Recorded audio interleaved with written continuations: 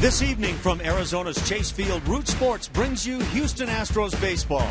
The Stros brought their bats to last night's 21-5 pounding of the Diamondbacks, and tonight's starter Colin McHugh would love more of the same as he guns for his 19th in another must-win scenario. Hi, everybody. Alan Ashby and Jeff Blum with you. Julia Morales, of course, will be with us throughout the course of the day. The Astros are in a great spot right now. But a week ago today, Saturday, the Astros had just lost a game against the Texas Rangers to open a 3-game set at home. They had lost 4 in Arlington previously. It didn't feel like a good time. And then came a big turnaround on Saturday, and they have thrown themselves right back in the race, Blummer. Yeah, they were looking for a new momentum there in the middle of September on that homestand. They lost that first game to Texas, but came firing back. You can see the ball flying out of the ballpark in their home ballpark where they do play extremely well. But this is where things started to go well for them. Offenses started to rip the ball. They were getting good starting pitching, but they're 5-1 since that series against Texas. And since that series, Texas has gone 3-5. So that's how these Astros have crept back into this situation in the American League West Division title thoughts now. And, of course, the Astros continue in that good spot as we check our progressive upcoming schedule and the playoff scenarios. What you'll be able to see here is it's starting to wear itself down, but the Angels kind of extended things a bit today. But the Astros in a great spot. I'll go this far and turn it over to Blummer. If the Astros win today and tomorrow, they are in one way or another. Yeah, that's the key to this whole situation. These scenarios are for fans at home who are trying to figure out what's going on. So if the Astros go 2-0, Texas goes 0-1, then they will play a tiebreaker for that American League West Division title. If they go 2-0 and Texas wins, they are in the wild card. But the big situation down there at the bottom, they could end up in a play-in game for that wild card against LA if they go 1-0 and the Astros go 1-1. Coming up, the Astros offense responded to playoff pressure with a record-setting performance last night. But it could come down to pitching in Game 2. Blummer and I talk Colin McHugh when we come back.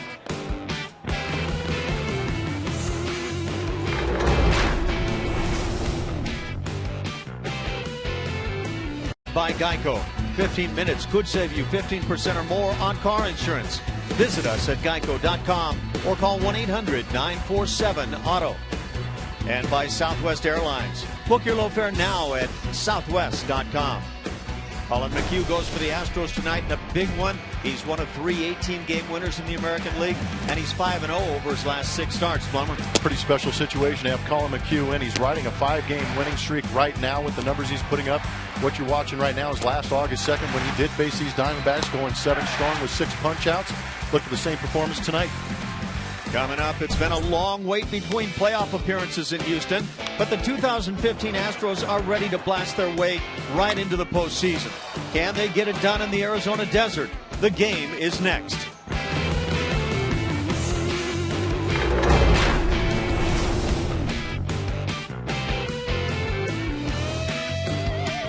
And with an emphatic statement Friday night, the kids from Crush City are on the brink.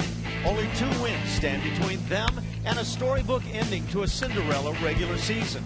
2 more wins to shock the world and make the playoffs. The chase continues right now.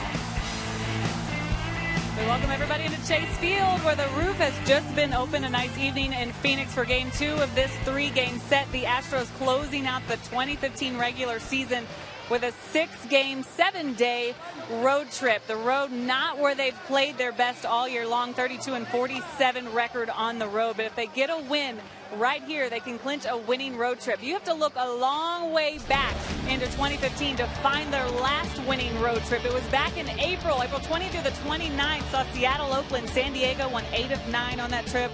Started a 10-game win streak there. Had a 4-game lead of the AL West. You see the numbers, how well the offense was doing during that time, 7.3 runs per game. But on this road trip, the Astros 3-1. And they need that win, like I said, to make it a winning road trip. It all started with Lance McCullers in Seattle. They've been doing it in all aspects of the game. Lance being the starting pitching was good. The bullpen's been good. And the offense, guys like George Springer coming back in September. He's been hot. Chris Carter with 2 huge home runs. They've hit 10 home runs so far on this road trip. 4 in last night's game. Of course, last night's game with 21 runs. The Astros feeling pretty good after a game like that, putting it on the Arizona Diamondbacks, trying to carry that over into tonight and wearing those orange jerseys again, guys. They look to do it again. Thank you, Julia. And yes, the Astros do look to do it again. We talked about a 4-game winning streak when they had a couple of days ago 4 games to play. They picked up the first 2 in that little span, Blummer, and it's a team that looks after last night like they are as confident as they can be with the bats. I was going to say they should be confident. 21 runs last night's ball game, looking to continue to do the same here against Jeremy Hellickson, but their backs were up against the wall, kind of played themselves into that situation, and now they're in must-win games, and they've won the first 2, just 2 more to go. So here we go with the lineup for the Astros. A.J. Hinch has Jose Altuve in the top spot, followed by George Springer and Carlos Correa. Middle 3 in the order: Colby Rasmus, Luis Valbuena, and Chris Carter. In the bottom 3, Preston Tucker, Jason Castro, and Colin McHugh. As we're playing National League rules now, hitters, or the pitchers rather, swinging the bats. Jeremy Hellickson, right-hander, going for the Arizona Diamondbacks, having a rough go of it. Lost his last 3 starts. But the interesting thing, in those last 3 starts, he has received 0 runs in support. So look for Colin McHugh to hopefully take advantage of that against Jeremy Hellickson. So we get set here. The roof, as Julia said, has been opened. It's really quite beautiful here this evening. It's cooled down in the last 24 hours or so. And the first pitch of the night. Jose Altuve hitting .310 on his year, 195 hits. So if he's to get to 200, he needs to pick up 5 hits between tonight's game and tomorrow's concluding game. And a lot on the line for the Astros. This one is rammed down the left field side. There's the first of the 5 hits if he's to get them. It's a leadoff double here in the first inning. Set and ready to go with that wood once again, Jose Altuve. The Astros pounding out 21 runs last night. Good start. We're going to see where that pitch is in our strike zone, brought to you by MD Anderson. Center cut on that inner third for Jose Altuve. Having a tough time beating him in the last couple of years on that inner third. Just turns on it, whacks it down there. Good start for the Houston Astros after an electric game last night. So they pick it right up where they left off last night. And now it's in the hands of a guy that's been swinging it very well. Julia mentioned the hot bat of George Springer. Slammed his 16th home run in last night's game. Hits one on the ground through into left field. Altuve had to freeze momentarily. Gets to third base. Back-to-back hits. Double Altuve. Single Springer. And the Astros are underway here this evening. Always sounds smarter after the play actually happens, but I was thinking that George Springer, with the way he's been swinging the bat, should just be swinging away. I know, 2-hole guy with a guy at second base, you think move him over, but with the way the bats have been going, just let him go for a rip. Pretty good move by Altuve right here, making sure that ball gets through into left field.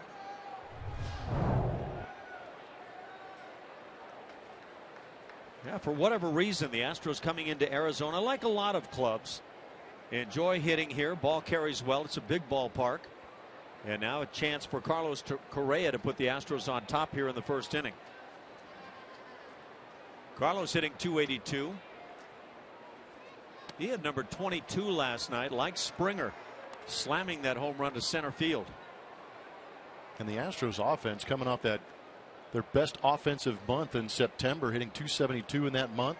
As a team, they had 44 home runs, and then start the month of October with what they did last night. They are feeling extremely confident coming into a great hitting ballpark like Chase Field. That double for Altuve, his 40th on the year.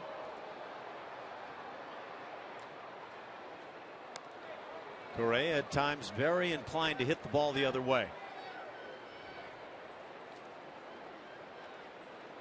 It's a great set of numbers: 22 doubles, a triple, and 22 home runs. He's driven in 67. Young man who's only been with the Astros since June.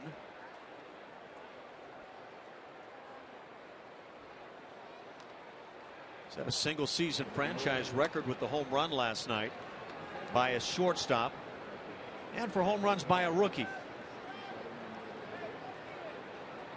Dickie Thon previously among shortstops had 19 home runs. That back in 1983.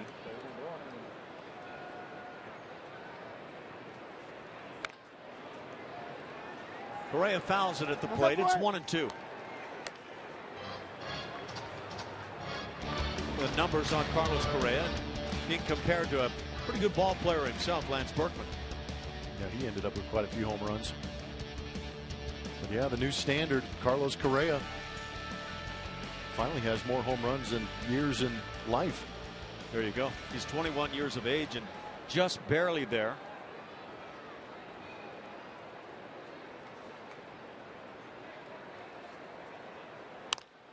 In the air to right field. About medium depth. Catch is made. Tagging Altuve comes to the plate. The throw is not in time. Altuve with that speed and that guile with the slide. Able to score the first run of the day. It's 1-0 Houston here in the first inning. It's good to see them scoring first. Sac fly for Carlos Correa and another RBI. Brito does a good job of getting behind this baseball, making a strong throw home. But like you said, the speed of Altuve and the creativity with the slide, no chance. 68 RBIs now.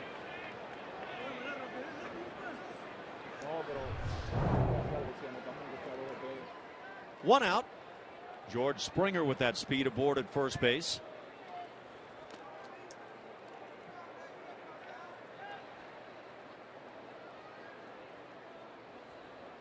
Colby Rasmus tries to bunt one with that shift on, and a nice play by a guy who is accustomed to being a good defensive pitcher. Hellickson makes the play 1-3, and Hellickson has already picked up a Gold Glove and shared one another time. So 2 outs now. Sacrifice bunt as Springer is into second base. Would have liked to have seen Colby take a couple more pitches and see if George could have stolen second base, getting into scoring position for Colby. But Colby a little more intent on trying to take advantage of that shift that was on. Yeah, if he was going to take advantage, he probably needed to get it closer to the line there. It brings up Luis Valbuena. He's hit in 7 straight. That's the long streak on the club. He has slammed 25 home runs on his season. Take a look at Jose Altuve and his ability to score. It's on our Super Mo, brought to you by Mattress Firm. You see that ball check up just a little bit. Little bit of a lane given to him by Castillo, but it doesn't take much for Altuve to get past there and put a hand on the plate for that first run. Plummer, we've said must win, and the club's known they've been in a must-win scenario now over this past week. How nice when you're in a must-win scenario to score in the first inning and jump ahead. It just kind of breaks that seal a little bit. Hopefully they relax, just continue to go out there and swing bats like they can.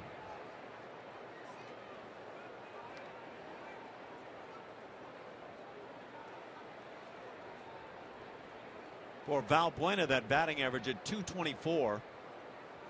It's been about the home run ball. 18 doubles, no triples. Out in front, and Hellickson has a very good changeup.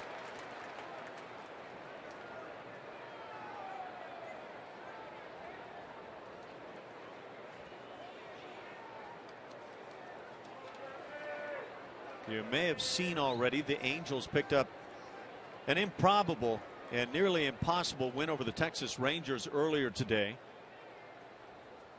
And the Astros in a position with 2 wins to possibly still win the division crown.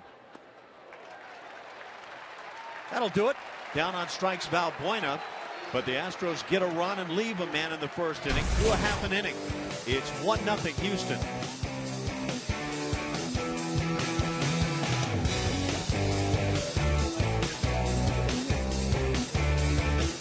We go to the bottom of the first for the Arizona Diamondbacks. They line him up with Socrates Brito in the top spot, and you see some great numbers for a guy who's just been with the club a while. Aaron Hill bats second, and he's followed by A.J. Pollock, who's had a real nice year. And great year for Paul Goldschmidt. He's the cleanup man. Wellington Castillo is the catcher. Jake Lamb plays at third.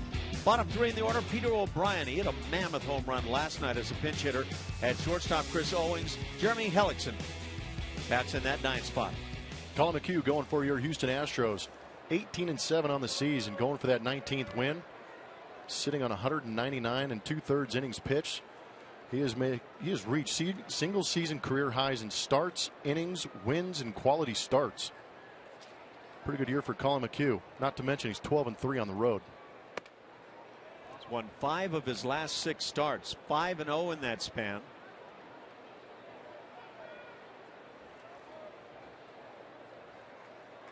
The hitters have befriended him quite well, providing run support, but Colin has pitched well to get there and trying to be the only 19-game winner in the American League. Of course, Dallas Keuchel won his 20th last night.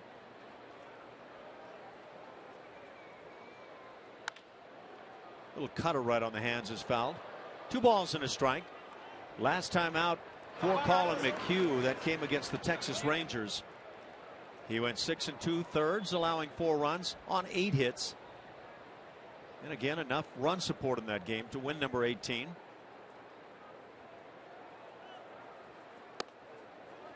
But falls behind on the leadoff man, 3-1.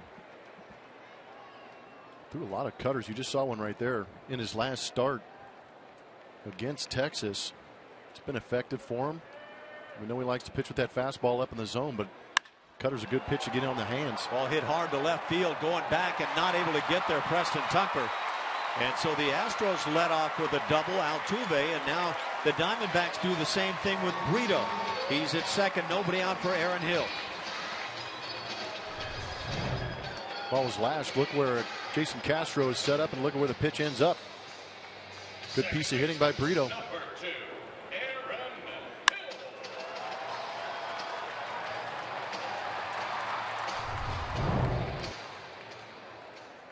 And we talked last night about the Diamondbacks as a club. They're very good offensively.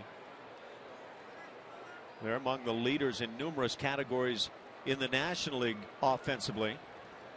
Aaron Hill had 3 hits in his game last night, including a pair of doubles. Tries to shoot toward right field, fouls one. It's 0-1.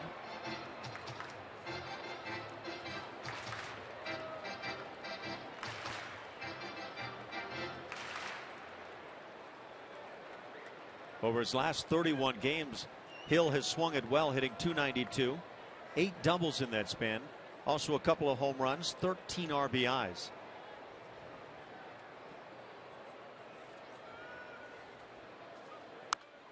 And again, Hill takes a shot at right field. McHugh out in front, 0-2.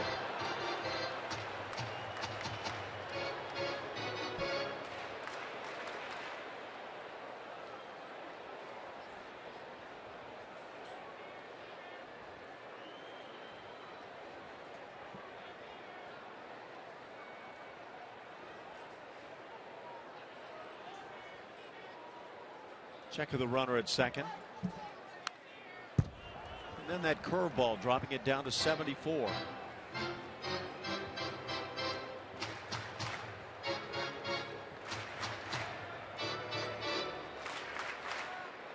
Rich Dower, part of that coaching staff, has done such a great job with the club this year.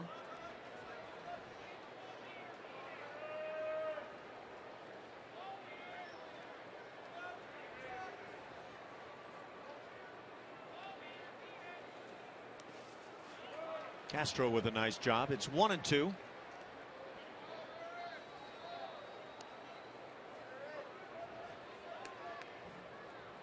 A.J. Hinch.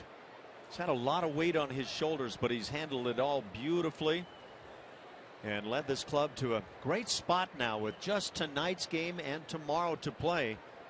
And the Astros, for the moment, are in the playoffs, but work to be done. Cutter spotted perfectly. Hill caught looking, and out number 1. Great pitch by Colin McHugh. Kind of slowed things down for Aaron Hill with back-to-back breaking balls and fought off a couple of them, but here just nasty late break on that outer corner. Getting the courtesy call right there off the edge a little bit. Never hurts when you can get it.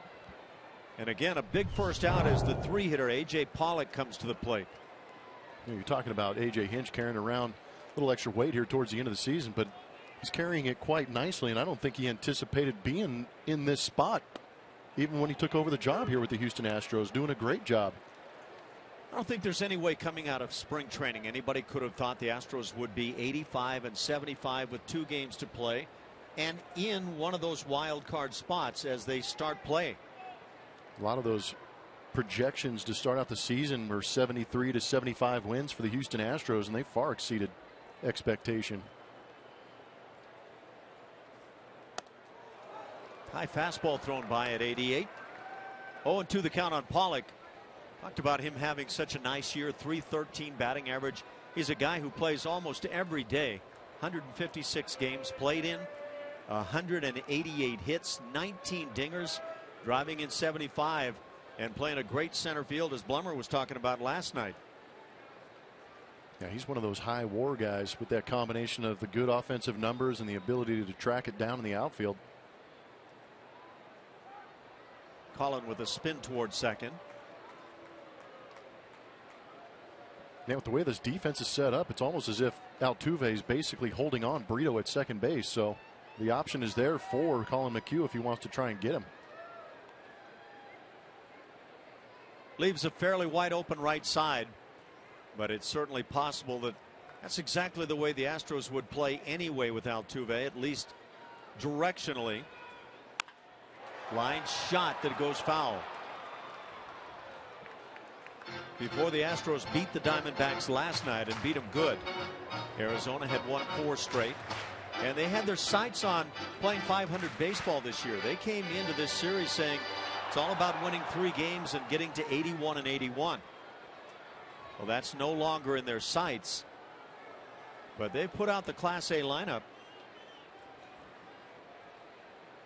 You mean A+ lineup, not their Class A. Well, there you go. Okay.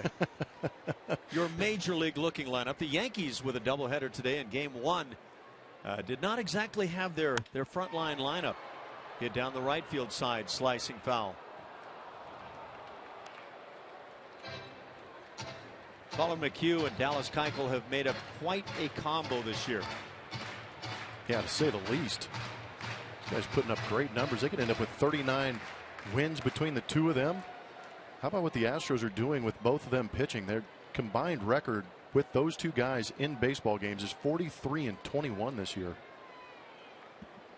Pretty remarkable stuff.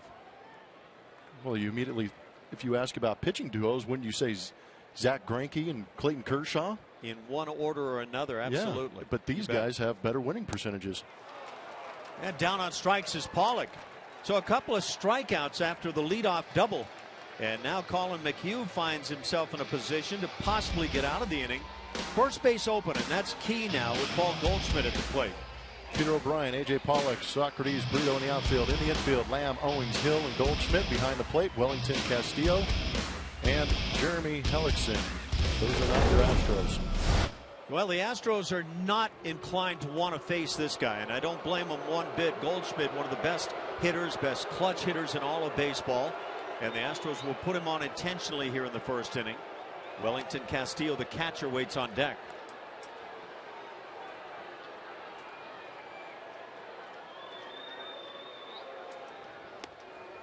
Third wide one.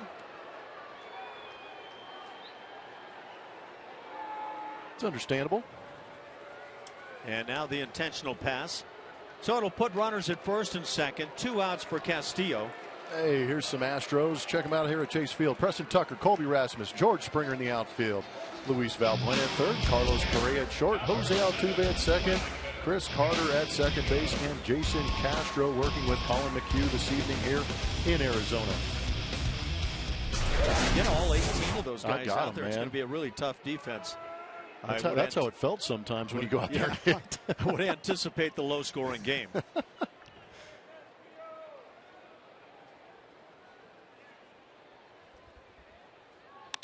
Castillo hits it in the air, right center field. Should be easy for Springer. He'll make the catch, and that's quite a job by Colin McHugh getting out of that first inning after the leadoff double. 1-0 Houston.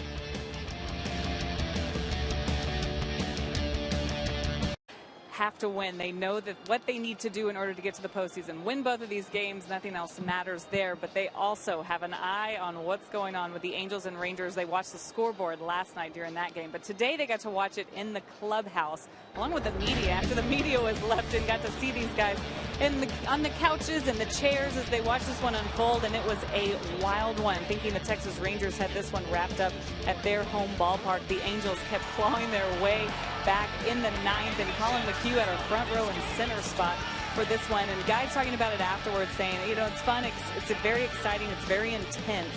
But again, we knew that we weren't going to be able to clinch despite what happened in that game. We still have to win. So they knew they still had business to do today, and now they're going to have to do a little bit more maybe tomorrow. We'll see how everything unfolds. But the players, definitely it's a first time for a lot of these guys, so it's very interesting for them to kind of live through this. There are guys who have been there, done that, but guys like Jason Castro, who've never been through this kind of roller coaster of emotions here so late in the season, guys. Thanks, Julia. And it really was quite a ball game in Arlington, and what a way to have it end. What a ninth inning for the Angels and their bats as they stay alive.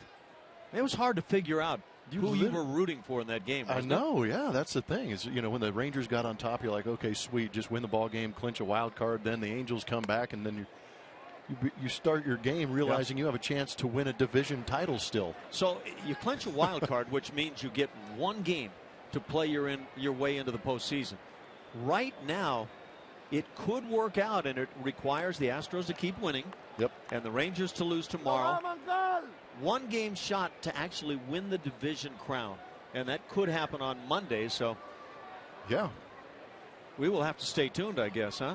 I mean, you're playing for some serious dough too. That'll change your playoff check a little bit. So that's the mindset right now as Carter rams one down the left field side. That's in the corner, and the ball kicks away from O'Brien in left field. Leadoff double. In each half innings case, it's been a double to start things. Altuve started the first with a double. He scored, and the 1-0 lead is where we have it. So Carter aboard now for Preston Tucker, who swung it well last night. Yeah, it's a breaking ball just backing up into the swing of Chris Carter. And the way he's been swinging it lately, you just got to get it in the vicinity. This man's going to put the barrel on it and shoot it down that line. Lucky that ball stayed in the ballpark as well as he's been swinging it. Now, Chris Carter has earned his way into the starting lineup once again. 16th double for Chris. Preston Tucker shows bunt and takes the curve for a strike. Why are any Astros bunting after what happened last night? Well, and I would say of Tucker, my eye, I thought he was swinging the bat great again last night. So, yeah, let it fly. Maybe try to pull one a little bit and take your chances. Well, that's what you guys in the dugout saying, pull it, get him over, get him in if you get a base hit. A lot of people love the bunt game, but, if you're trying to put some big numbers on the board, and big numbers typically win, you swing the bats, and that's the way most major league teams go. In fact, I would say all at this point. Yeah. And this early in the game, too. I mean, if you're bunting maybe later in the game in a little more pressure situation where you desperately need that run, maybe. Well, you're playing for one run. Yeah. In those late innings. But now, let it rip. Especially with this matchup. Nothing against Hellickson, but he's throwing 90 miles an hour with the fastball changeup off speed behind it. And the way the Astros swung the bats last night with the confidence being quite high, swing it. Preston Tucker has 13 home runs on his season. Driving in 33. He's also got 19 doubles. Dangerous man when he's feeling it. And takes a strike. It's 1-2.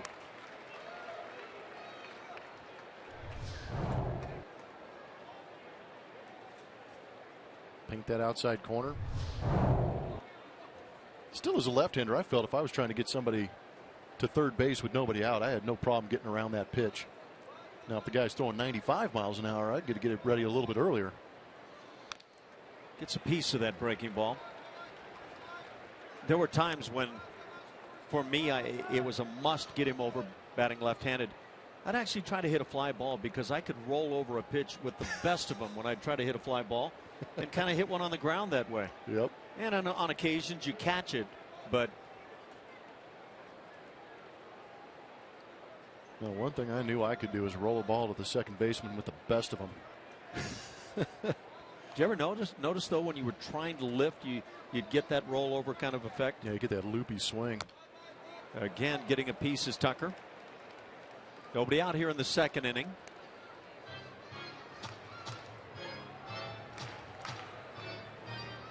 Oh, what a night for the Stros last night offensively. 21-5 final.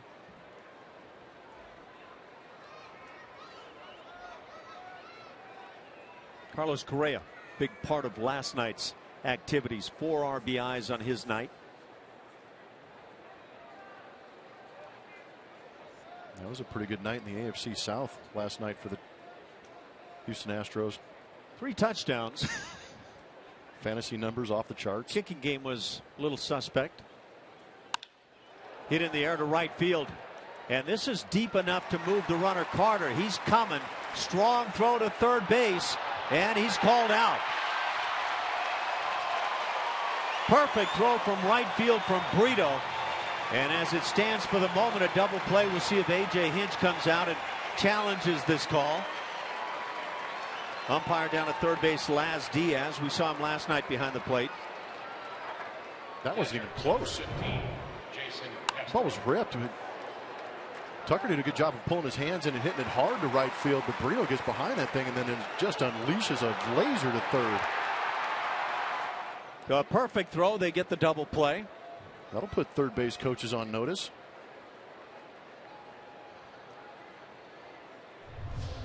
So the leadoff double in the second inning goes nowhere. And now with 2 outs, Jason Castro comes to the plate.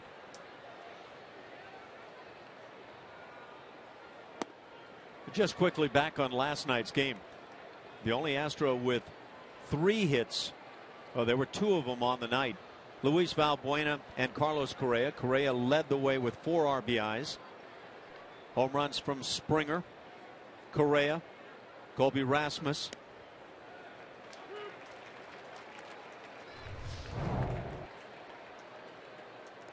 It's a great shot of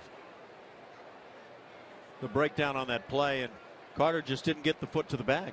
Everybody in the right position too. That's good to see. Good play.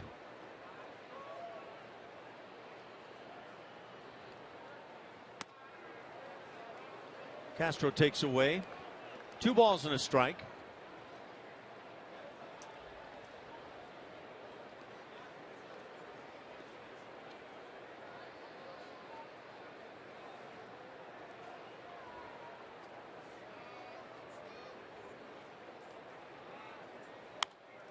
And on the hands, fouled back. 2-2 now on Castro. Jason hitting .213 and a disappointing year with the bat. Has 11 home runs, part of that club of 11 with double-digit home runs.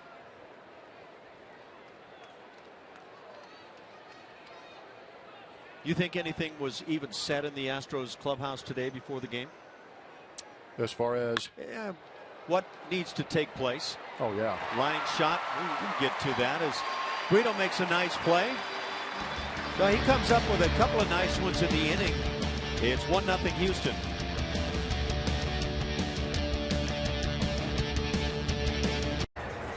Mariachi bands going on around the ballpark. Nice sound and flavor here this evening. Francisco Romero in town. One of our Spanish broadcasters, lead guy on the Spanish side, along with Alex Trevino, longtime broadcaster with the Astros. Francisco lives out here in the Tucson area, south of Phoenix. To the bottom of the second inning we go. Jake Lamb will lead it off, followed by Peter O'Brien and Chris Owings. The Astros with 3 hits on the night, including a couple of doubles. Diamondbacks with 1 hit. That was a double.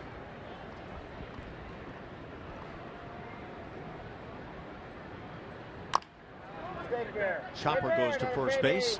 Carter with the play. 1 pitch, 1 out here in the second inning.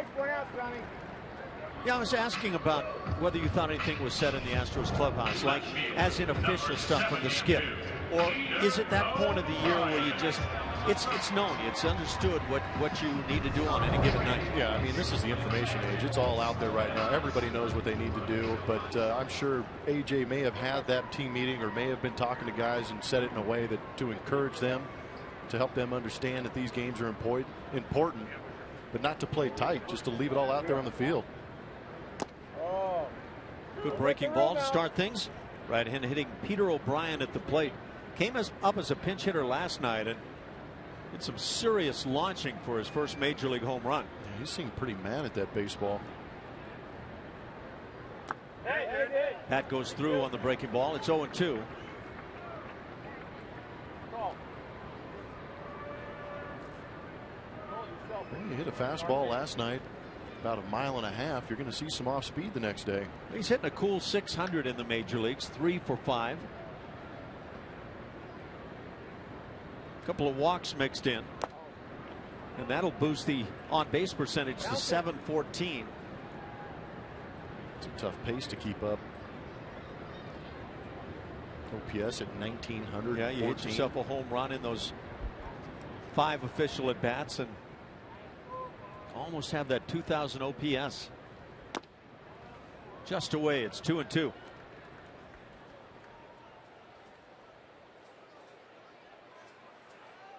O'Brien from Hialeah, Florida. Second rounder, 2012 by the Yankees. How does that kind of power get away? Curveball. He's out in front, down on strikes. That's 3 already for Colin McHugh.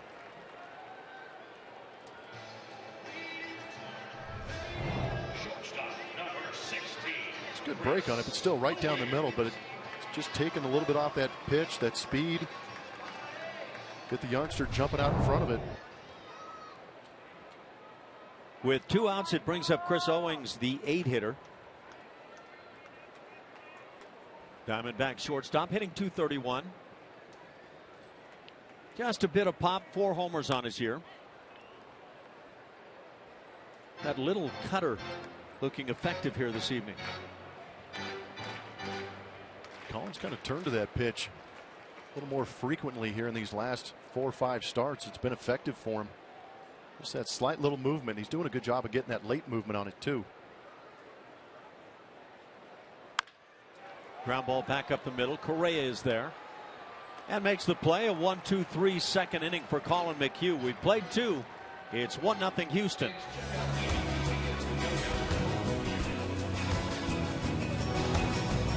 You won't want to miss the excitement of October baseball. Buy tickets at astros.com/postseason or call 1-877-9-ASTROS.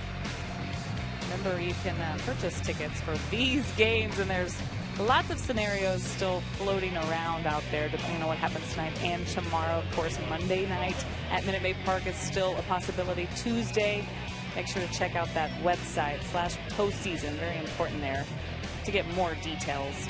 Guys, this is fun. It is fun.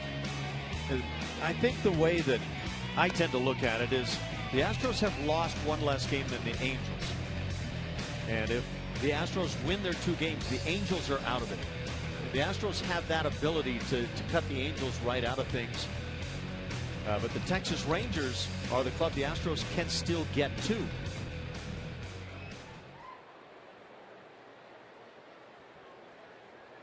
Don't know how AJ looks at it, but I imagine it's all about win today, and then when tomorrow comes, go win today. Colin McHugh with a bat. Takes the leadoff strike.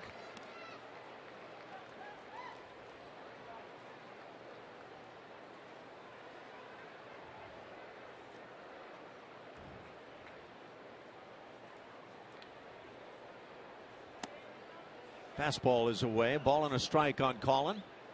He's 1 for 5 on the year with the bat. He's also scored a run.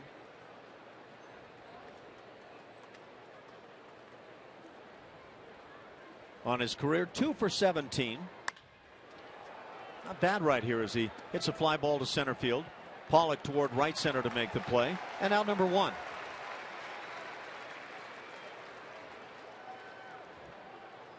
What are we doing? It's evening time. Oh, chicken and waffles is never a bad time for that, is there? I guess not. Got that right out here in the outfield, huh? How quickly do you think we could sprint there in between innings? I know I'd beat you. Oh, that's the way to bet on the real long shot. Jose Altuve 1 for 1 with a double. Shows bunt and takes a strike on the curveball. That double, number 40 for Jose. Now 196 hits, 4 more to get to 200.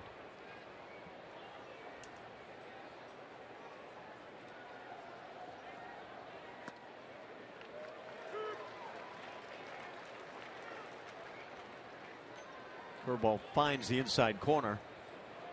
0-2 the count. The Altuve double in the first inning led to the only run of the game. Picked up on a sac fly by Carlos Correa.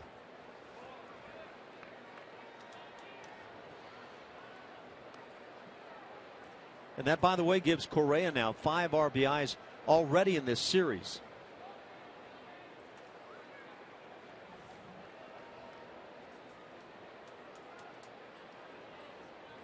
Had a little bit of a dry spell with the bat in that Seattle series, but even when he does, he's ready to break out at any moment.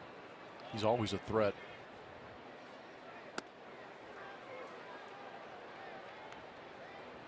One and two on Jose.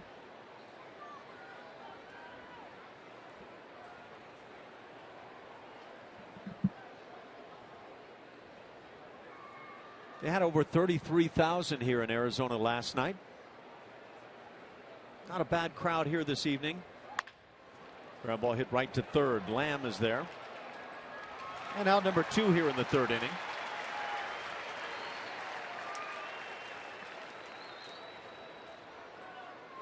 We'll bring up George Springer, who had the other hit in that run scoring first.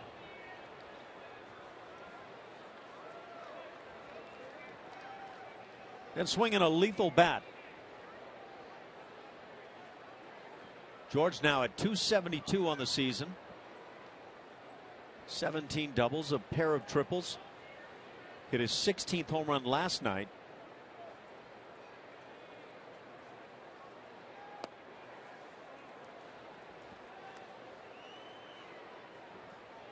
In fact, George has had multiple hits in his last 4 games.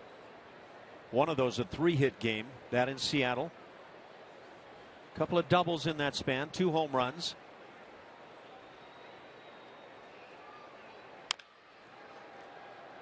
He's airing it out pretty well. Well, I think we talked about it about 5 or 6 days ago about how this guy right here, if he gets hot, he can literally carry a ball club. And he's just been contributing. He's been driving in runs and being on base for those guys behind him to drive him in. He scored 4 times in last night's victory.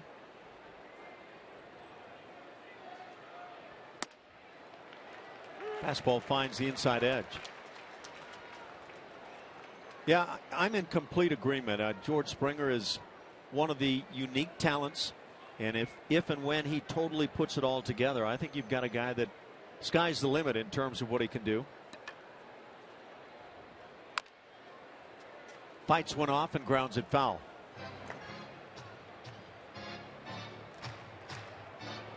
Looks like with the last 2 pitches, the Diamondbacks feel maybe they can exploit that inside edge with the heater.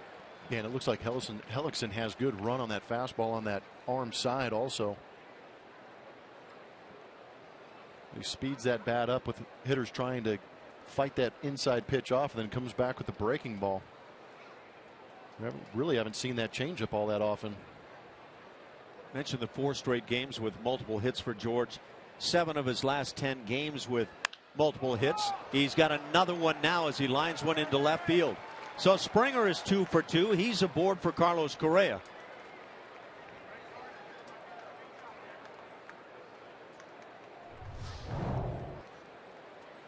This is how you do it. Bring those hands in, keep that barrel through it. Ball wasn't crushed, but still a good swing, and hits it hard enough to line it just in front of that left fielder. It was a good piece of hitting. And again, the strikeouts have been low for the Houston Astros here on this run too. They've been swinging the bats well. Springer just kind of took care of that That theory of getting in on him right there, as you say, pulled the hands in and got the barrel to it. And now Carlos Correa takes a shot, driving in run number 68 on the year with a sac fly to right field in the first inning. Took some fancy base running by Jose Altuve to get it done. We have learned that Brito in right field can throw. Yeah, real quick. And he was one of the guys last night that had a rough night out there in right field.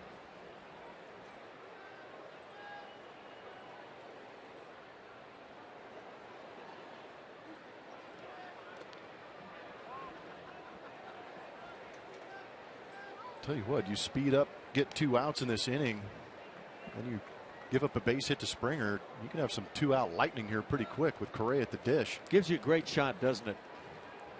Yeah, that you trio, just don't feel like you're out of the inning. That trio at the top, Altuve, Springer, and Correa, it's really been performing well together.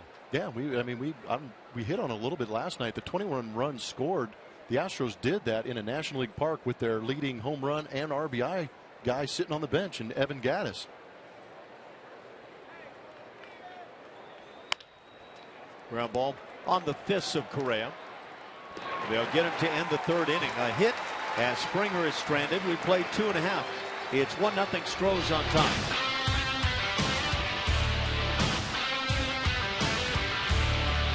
Astros season tickets are on sale now. Guarantee your seats for a potential 2015 postseason run by reserving your 2016 season tickets today. Visit Astros.com/season tickets or call 1-877-9-ASTROS. Astros fans are everywhere these days.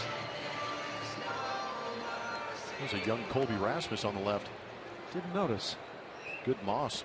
You saying Colby started to age a bit? No. Okay. No, a young Colby Rasmus.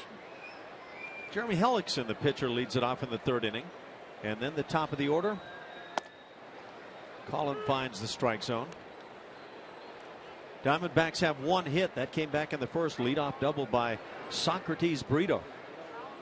But he was stranded as Colin McHugh put it together, striking out Hill and Pollock. They then walked Paul Goldschmidt intentionally before getting Wellington Castillo to fly out. Took 20 pitches to get through that first inning, just 8 in the second.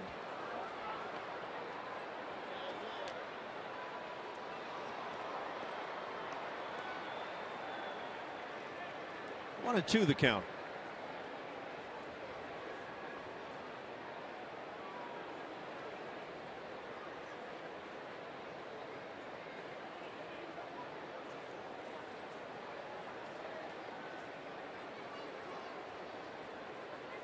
Angels beat the Rangers again, 11-10 today. Kansas City down Minnesota, and in the process dropped the Twins out of any possibilities now for postseason play. 5-1 the final there as Kansas City won it. Toronto Blue Jays leading at Tampa Bay 3-2 in the 9th inning. Pretty close pitch on the curveball. 3-2 the count.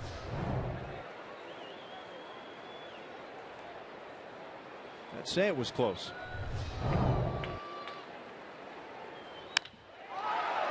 Lined into left field. So Hellickson gets an extra pitch to see and lines it for a base hit. Leadoff single, and now the top of the order. It's so frustrating as a pitcher. You make a pitch, you don't get the call.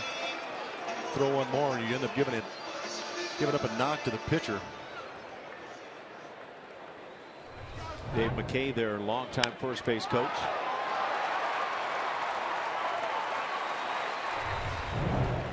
Yeah, I agree. You make what in essence is a perfect pitch and can't get the call. Well, we saw Dallas Keuchel battle through that last night too. It was Brito with the double in the first. His third double now. 17th game in the big leagues.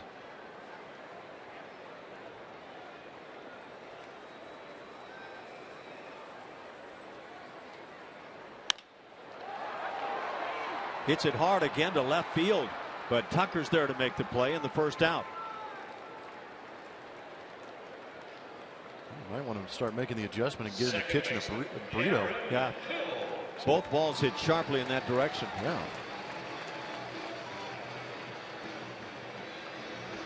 It was Aaron Hill who was caught looking to strike out following the double by Brito in the first.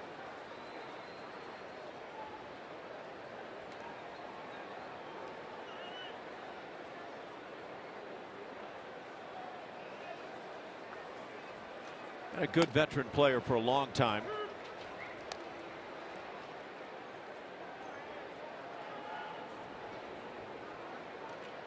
Came up with the Toronto Blue Jays in 2005. 11 years now in the major leagues for Hill. Came to the Diamondbacks in 2011.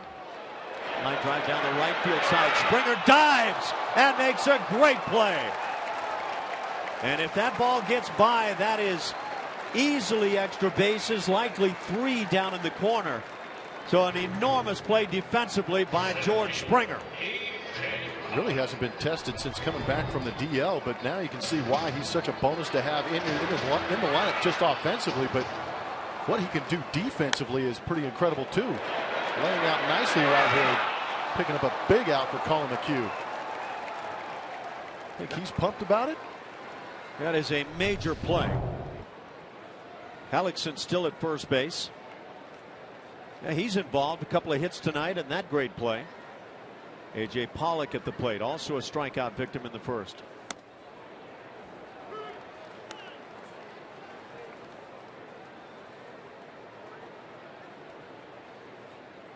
Everybody knows about Paul Goldschmidt.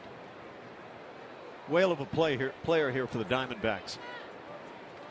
But A.J. Pollock is one of those guys who slips by a lot of people, but has had a really good year.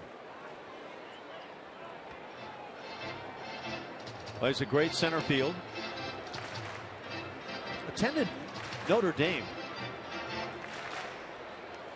And a first-round draft pick by the Diamondbacks back in 2009. Fourth year in the major leagues. He's already a lifetime .293 hitter.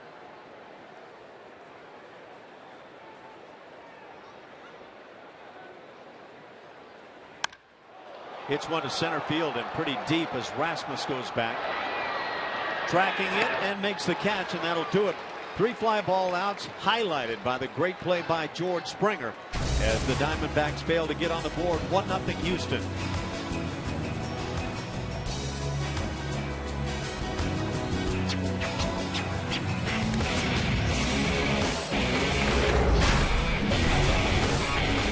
It off with a double and wound up scoring on a sac fly by Carlos Correa.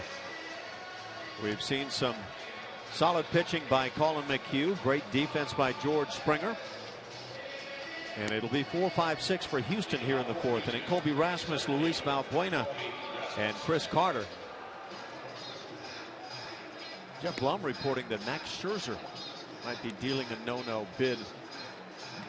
No, it's a fact. Through 7. Washington leading 2-0 over the Mets.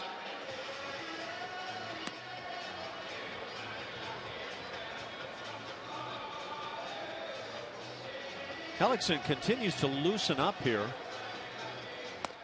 Not sure why the delay as we get set for the top of the fourth inning.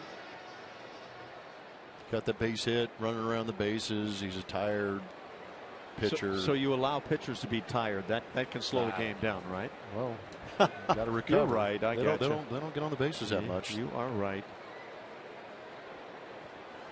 Colby Rasmus laid down a sacrifice bunt in the first inning. That with 1 out, so it was the second out leading to Luis Valbuena, who then struck out.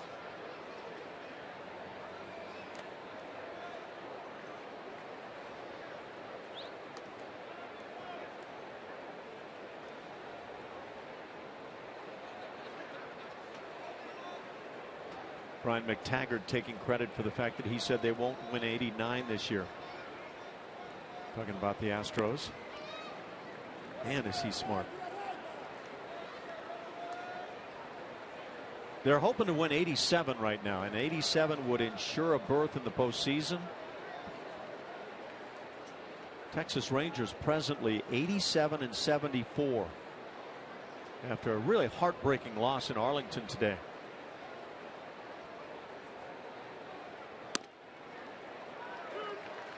Colby has the count at 2-1.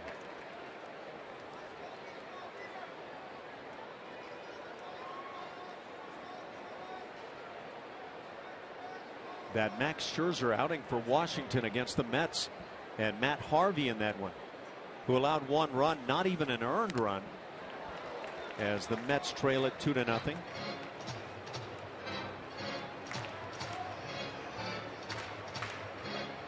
Scherzer having one of his kind of games, striking out 12 through 7.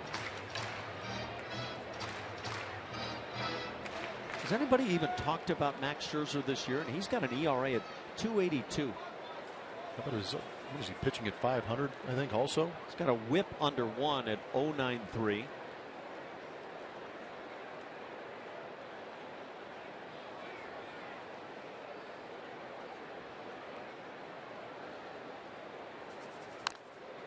Colby stays alive at 2-2. Rasmus, Valbuena, and Carter here in the 4th inning.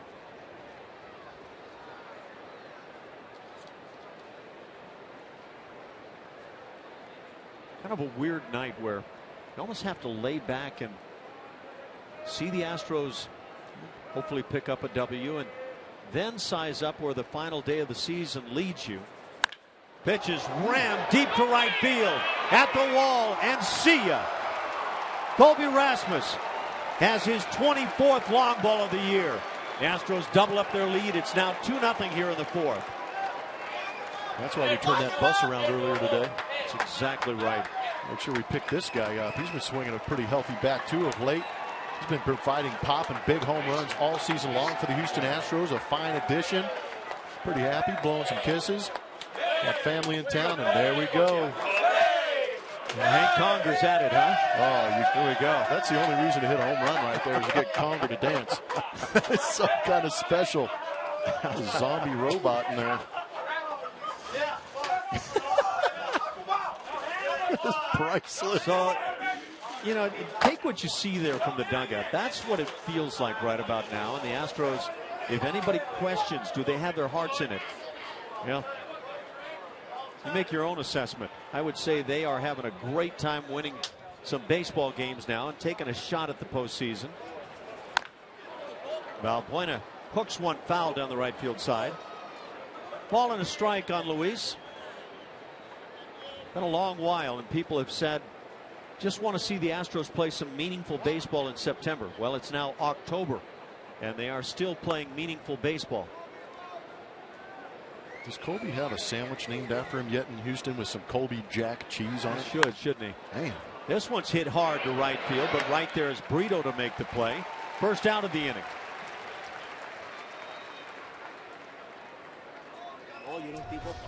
So another look at that Colby Jack. Got himself a breaking ball up out over the plate. Barrels it up and hits just an absolute laser out to right field. Good look at it. Head down on contact, through contact. A lot of his power generated with that upper body.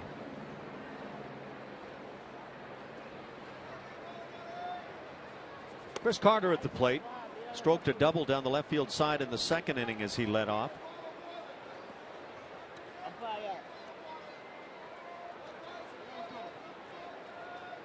And was doubled up on a ball hit by Preston Tucker to right field immediately following. Carter tried to tag from second and move to third base, but a great throw from Brito and right nabbed Carter just prior to the bag.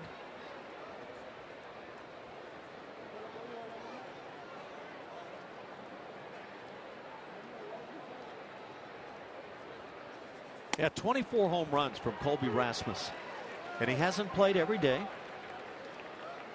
What a valuable guy. Plays a great outfield wherever he's been placed.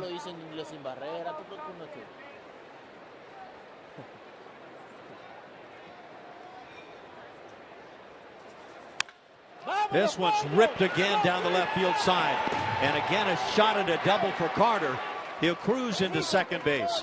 his second two-bagger of the night, 17th of the year. It comes with one out and brings up Preston Tucker.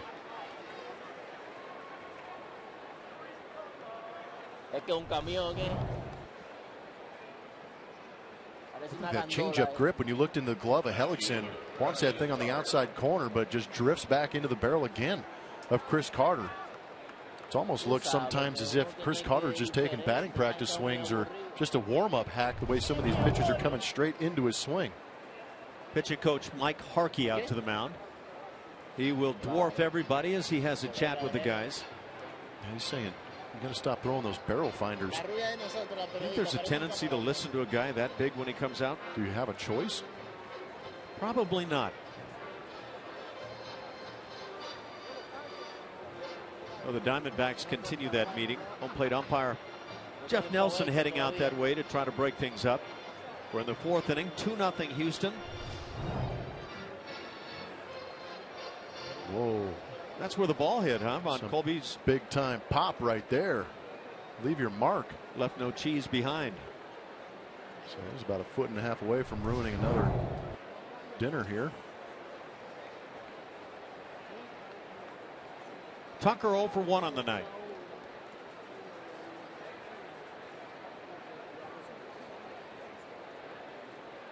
The Astros now with 6 hits. 4 of those for extra bases.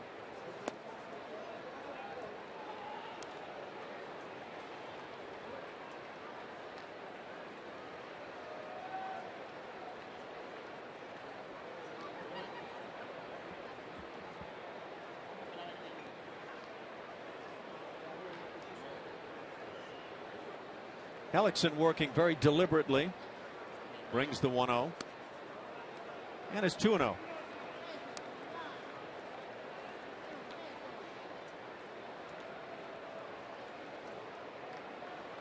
course, Preston Tucker in his rookie season hasn't had a lot of time against the Diamondbacks. 3 for 13 against them, scoring a run.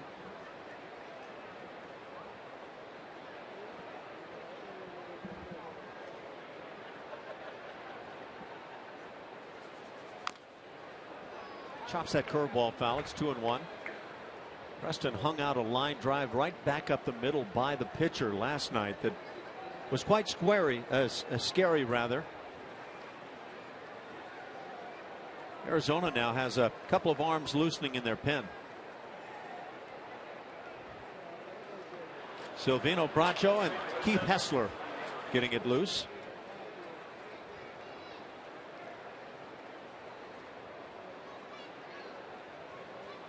Preston's hit 8 of his home runs on the road this year. Ground ball on the left side. They're going to get Carter easily at third base as he tries to run on a ground ball in front of him, and that just simply breaks the rules. So it's a fielder's choice for Tucker, and Carter erased 6-5. That was a bad decision. Make that ball be on your left before you take off. If that baseball is on your right side, you better be a burner, and Chris Carter, not a burner.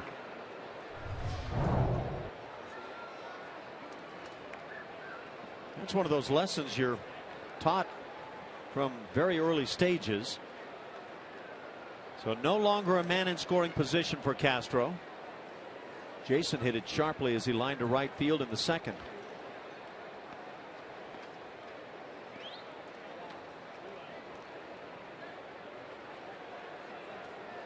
Just ran yourself out of scoring position right there.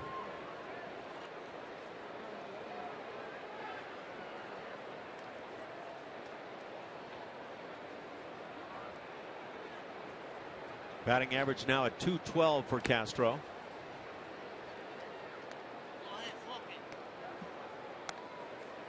On base percentage .285. It has been one of those years where you grind and grind and grind and try to find it, and just been elusive.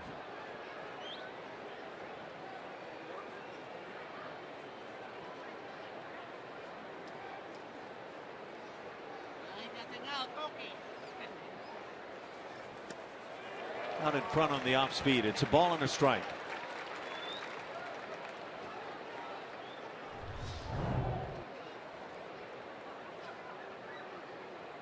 Tigers and White Sox in Chicago, tied at 2 in the 7th inning. Cleveland hosting the Red Sox. Tribe on top in the 6th inning. That's 2-0. Oakland immediately jumps on Seattle in the 1st inning. 3-zip there. And the Yankees have now caught the Orioles at 3 there in the 8th inning, in the 2nd of their doubleheader.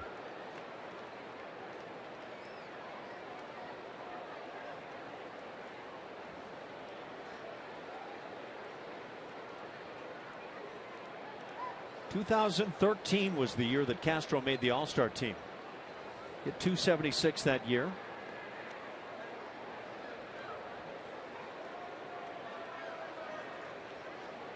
And had an on-base percentage at .350.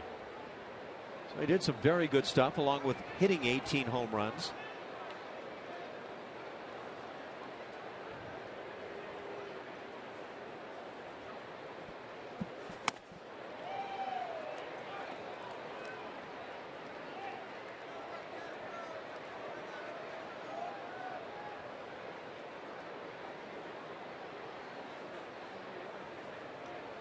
Again, quite a deliberate pace on the ball game right now. 2-0 Houston.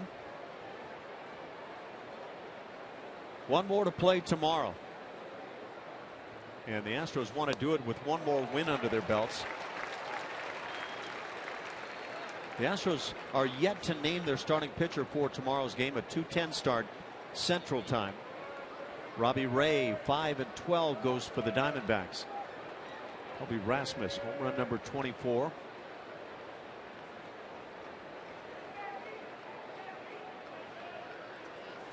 Here goes Tucker. The bat goes flying. And the out is recorded. Castro down on strikes.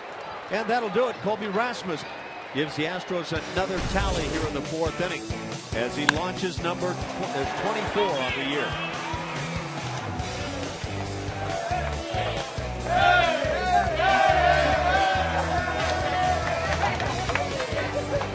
To work. No scores, no runs given up for Colin here today, and not a lot of base runners, which was very important and very key for Colin, for any pitcher really pitching in this particular ballpark with the climate and everything. AJ Hinch saying the walks and the errors can be very treacherous, and we saw it last night. The Astros taking advantage of some of the D-backs mistakes early in that game. But as far as McHugh, it's been a problem for him all year. He's always had a lot of traffic on base. He's gotten out of it a lot, but that has been really wearing on him mentally. He said he's been able to get through it, and he showed a lot of character in some of the starts that he's had. But that is the key for him tonight as he looks to go deep into this one. Ash. Yeah, thank you, Julia. And he just keeps winning down the stretch, and the Astros need him to keep up that trend. He and Dallas Keuchel teaming up to be a combination, as Blummer said, that really right now in terms of wins and losses unmatched in Major League Baseball. And that looks good if you're going into a playoff situation. Get into a short series like an ALDS where it's the best 3 out of 5, and you can throw a 1-2 punch out there that almost have 40 wins under their belt. It's pretty good. Set for the bottom of the 4th inning. 2-0 Houston. Cleanup man Paul Goldschmidt at the plate. Intentionally passed in the 1st inning.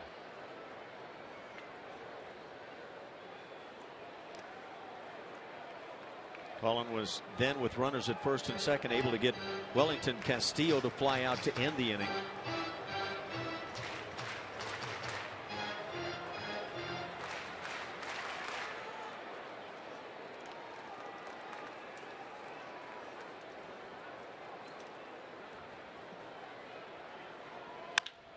Ground ball left side. That's through the hole. Correa with that diving effort.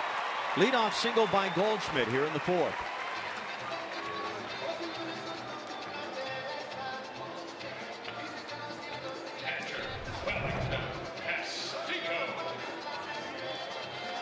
One of those cutters that just backed up. Could gladly give up base hits to Goldschmidt,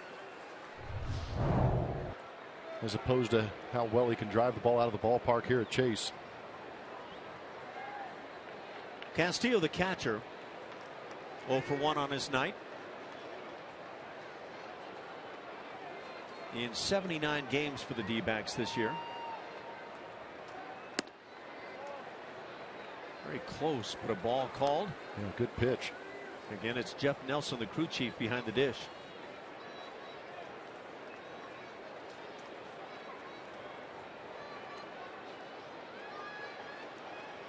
Marlins and Phillies had a doubleheader today. In that first game, the Marlins won at 7-6. D. Gordon got to 200 hits for the Fish. And now 2-0, a couple of very close pitches. Wow. Castro stuck that 1-2 and held on to it. There's a little conversation going on behind home plate. There's that first pitch on the outside corner, second pitch on the inside corner. Both great locations.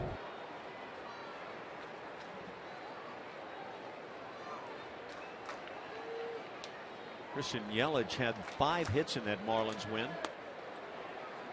And now 2-1.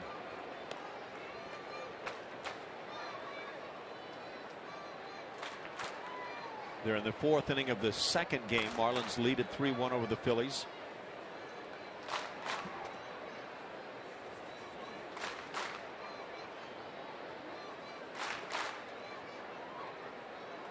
Giants have defeated the Rockies 3-2. Castillo just waves on that slow curve.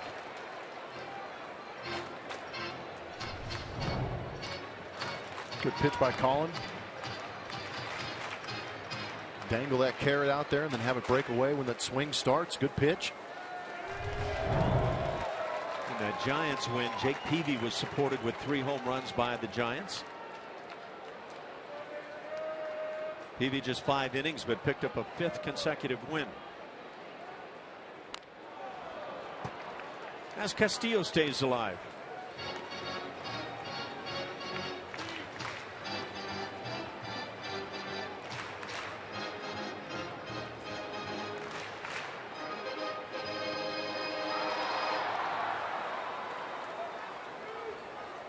Two count. Goldschmidt aboard with a base hit. Good time for Colin McHugh to get a ground ball right here.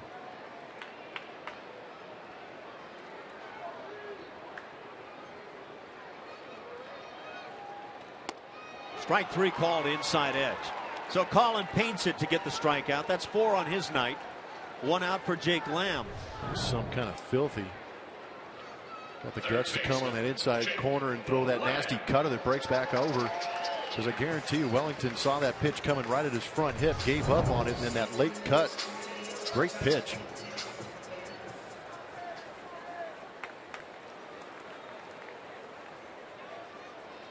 Lamb 0 for 1 on the night.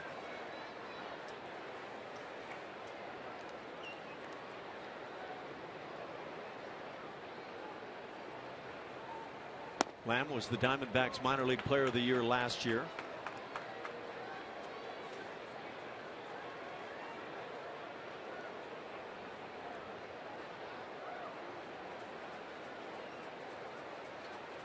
Diamondbacks 3rd in the National League in team batting average at .265. They lead in hits and 2nd in runs in the league. Colin with a 1-1 count.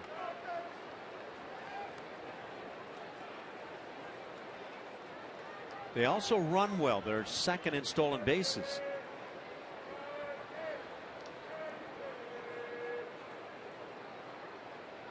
So they're a good offensive club, but that pitching side has come up short. They're 9th at a 4.04 ERA. Pitch hit hard to right field. Springer is there, almost comes in too far and makes the catch. 2 down in the 4th inning, and it brings up the powerful Peter O'Brien. Left field, Peter O'Brien. Good swing by Lamb. A rocket. And here in Arizona, 2nd most elevated ballpark in baseball, the ball kind of carries a little bit more. These line drives have a tendency to flatten out for a little bit longer.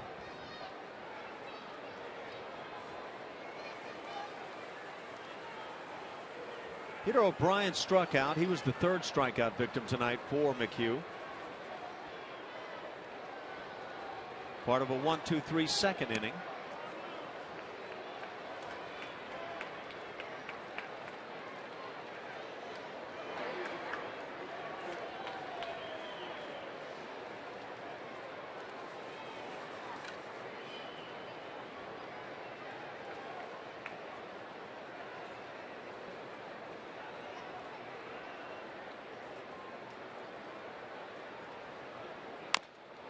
Tapper goes foul.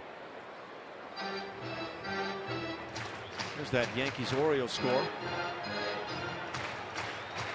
was trying to make it a sweep of that doubleheader today in Baltimore. Just to add to the intrigue. What do you want to call it? You know, 2 losses today for the Yankees would give them 74. That's 1 less than the Astros. And you are correct. So somehow they creep into the picture unless the Astros win the division by tying the Rangers and then winning in a 1-game playoff with Texas in Arlington on Monday. O'Brien's having a tough time staying back on that breaking ball from Colin McHugh. Punched out on it first at bat. McHugh getting ahead with it right here.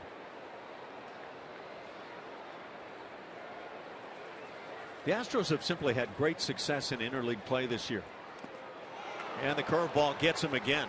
In the dirt, Castro fires on down to first to pick up the out. That'll do it. Still 2-0 Houston as we go to the 5th. Possible 2015 Astros postseason games at Minute Maid Park. You won't want to miss the excitement of October baseball. Buy tickets at astros.com/postseason or call 1-877-9-ASTROS.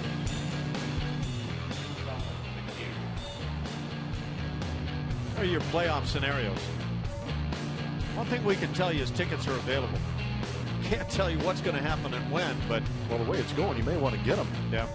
Monday could be with the Angels in Houston. Tuesday certainly could be with the Yankees.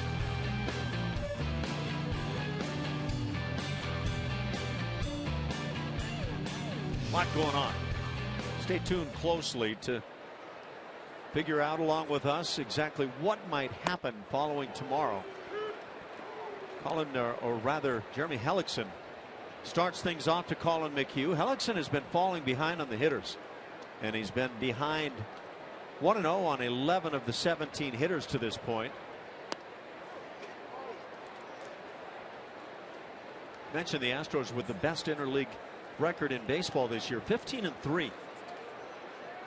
That's really the reason they are where they are right now. 10 games over 500.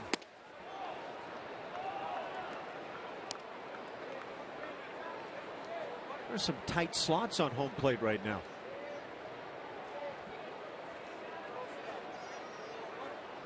Colin McHugh flied to center field in the second. Pops it up on the infield. Behind home plate, Castillo with the play. And the first out here in the 5th. Second baseman, Jose Altuve.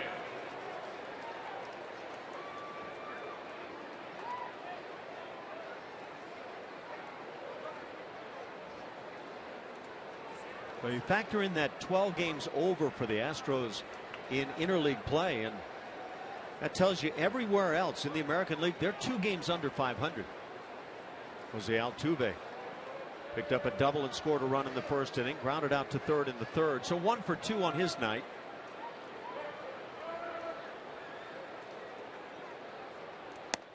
Mentioned that D. Gordon with the Marlins has picked up 200 hits, that in the National League. Altuve trying to get there once again. Amazing 225 last year for Jose. Just racking up hits.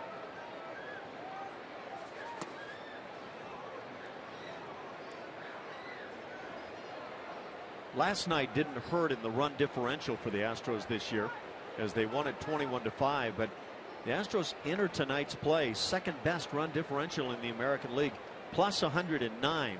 Toronto Blue Jays have just run away and hid. They're at plus 231.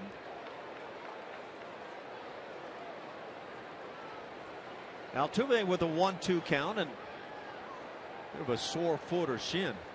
Yeah, he just fouled the ball off that front leg.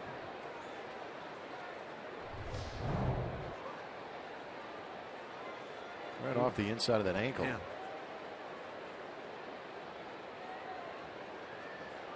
Yikes. And does that hurt?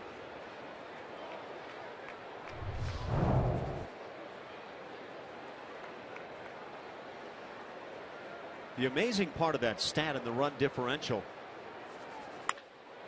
is on the road. Altuve hooking one foul down the left side. easy to figure out with the Astros' terrific home record this year. One that has them 53-28. That tied Toronto for the best record at home in the American League this year.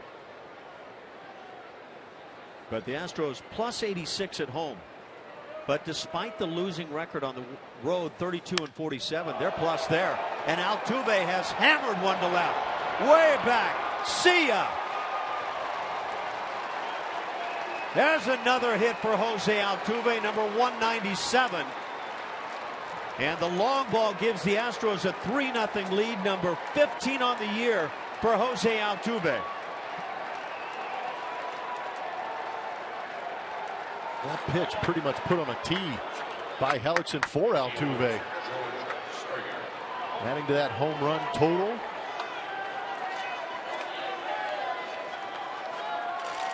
Astros as a team are second behind the Blue Jays in that OPS department. Both teams bash the baseball out of the ballpark, and there's the Conger Bob. Second Houston home run of the night. Second time Hank Conger and company have been able to enjoy that kind of celebration. George Springer 2 for 2, a couple of base hits tonight. I hope I said 3-0. You just did. Got it clear now if that was not what I said. Springer fouls it on the right side. It's a ball and a strike.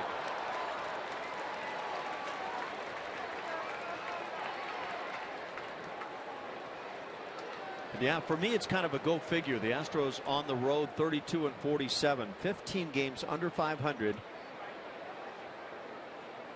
And yet a plus 23 in terms of runs scored on the road. Ground ball left side. They're going to get him this time. Lamb throws him out. Second out here in the 5th inning. And now Carlos Correa comes to the plate. Take a look back at Altuve's home run and watch where this pitch ends up. Just kind of seen this a couple times from Hellickson, missing on that arm side, just drifting back into the barrels of Houston Astros hitters. And over the last week or so, we have not seen too many Astros miss pitches that they know how to hammer. Getting that leg kick, loading up, foot down, and just take that barrel straight to the baseball and crush it. Little man with 15. The Astros second in the major leagues in home runs. That's 229 now for the club.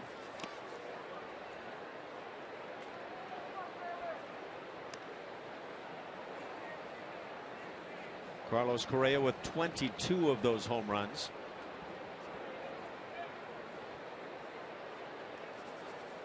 Final now as the Orioles down the Yankees. So the Yankees are just a game in front of the Astros in the standings, and the Yankees have been kind of assumed to be that first wild card team. When it's all said and done, it may not play out that way unless the Yankees find a way to win tomorrow. What a mess.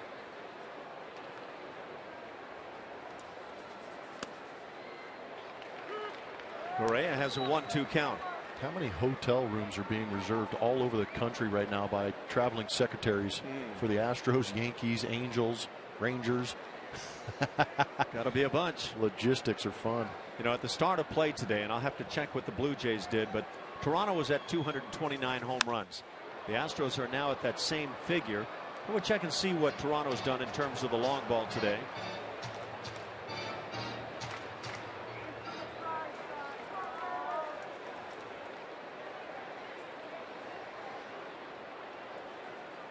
Guys have had fun in the dugout throughout the course of the year with home runs. Edwin Encarnacion has hit the only home run for Toronto, so they're one ahead at 230.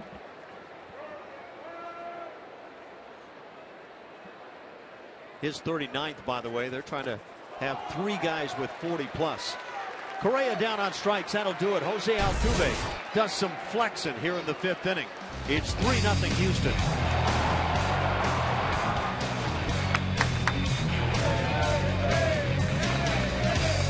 Now at Southwest.com.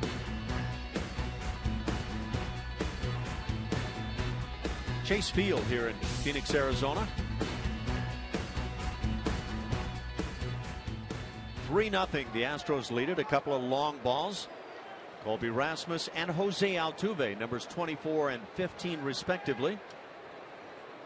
8, 9, and 1 coming up for the Diamondbacks here in the 5th inning. Chris Owings leads it off.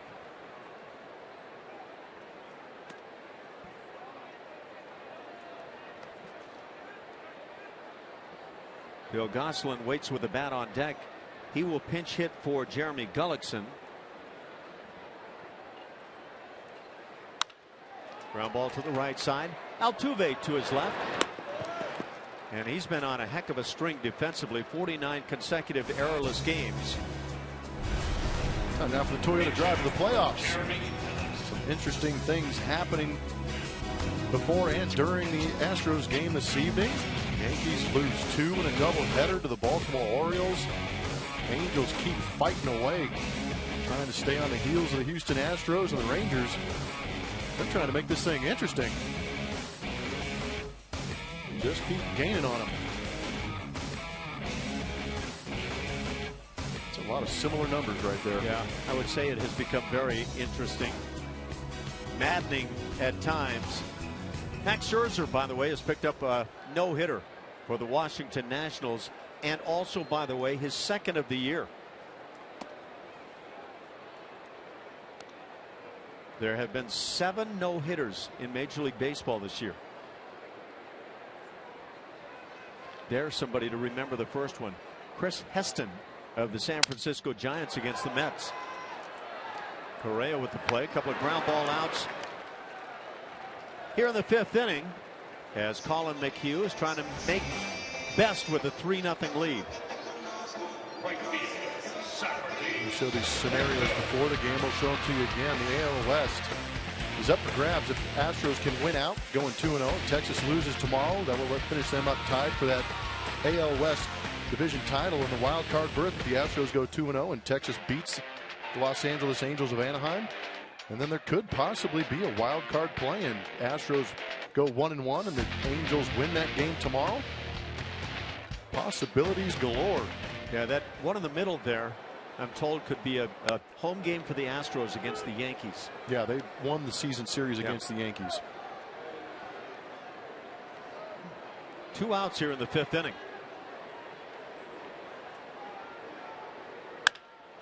So Hellickson done with his night.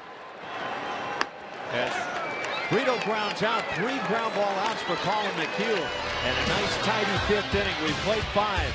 Astros lead it.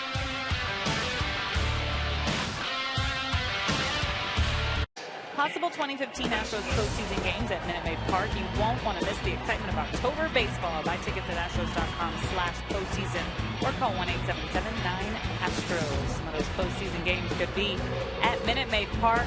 A lot of things still up in the air, but there are games you can purchase tickets for now. Just check out /postseason there. So many things could happen. We're having a lot of fun with this today. We'll see what happens tonight and as well tomorrow. But as far as the Astros ending their regular season on the road, and even in a National League ballpark, so they're dealing with some interesting atmospheres. Seattle's where they were before this, a very quiet ballpark. Fans not really coming out earlier in the week. Same thing here with Arizona. So the guys were talking about how they kind of have to create their own playoff atmosphere. They don't really care what's going on in the stands, but as far as their dugout, they just make it feel like it's Minute Maid Park, where they've played very well. And guys, you've watched Hank Conger and everything else that's going on after these home runs. They're making it a lot of fun, keeping themselves loose, which is important, especially if they head into that postseason. Thanks, Julie. It's certainly working right now. Colby Rasmus leads it off. He's been a big part of the 3-0 lead. Hit a home run in the 4th inning, his 24th on the year, solo job. He's also laid down a sacrifice bunt. So 1 for 1 on the night. Colby now with 60 RBIs on the year. Left-hander Keith Hessler is on the mound. 26-year-old in his first year in the big leagues and just his 18th major league game.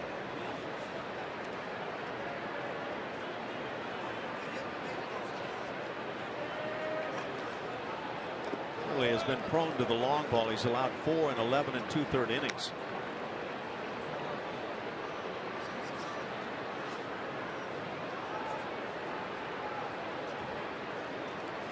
Talking about the no-hitter of Max Scherzer today. Chris Heston got that no-hit stuff all started back in June 9th against the New York Mets. Max Scherzer followed with his first on the year.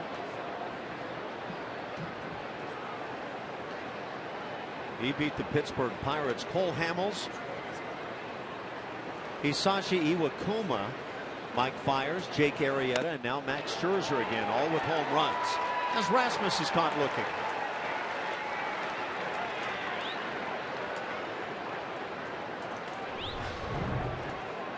Third baseman, Luis Valbuena. High cheese. Good pitch. Got to bring up Valbuena. Another lefty versus lefty scenario. Valbuena has struck out and flied out.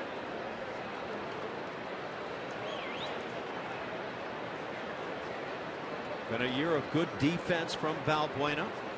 And the long ball. 25 home runs.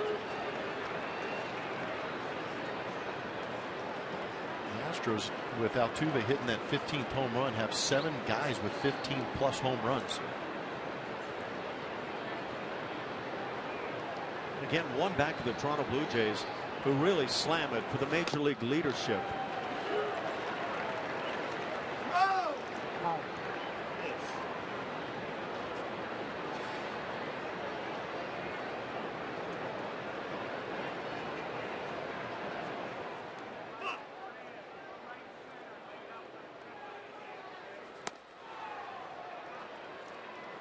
It's pretty close to that top of the strike zone area. Yeah, I wonder if it was a makeup for the pitch before. Valbuena wasn't happy about that second strike being called.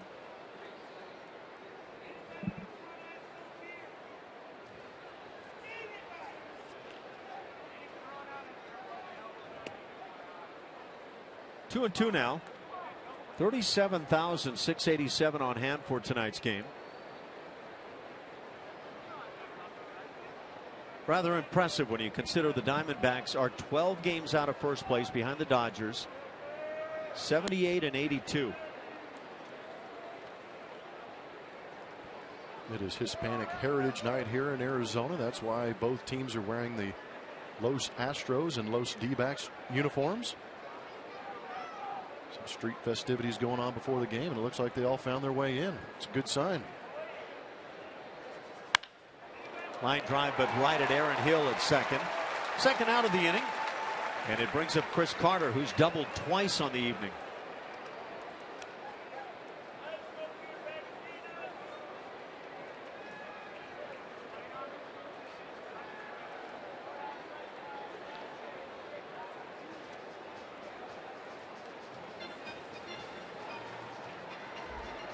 And that's going to do it for Kessler. Diamondbacks go to the bullpen. 3-0 Houston. We'll be right back.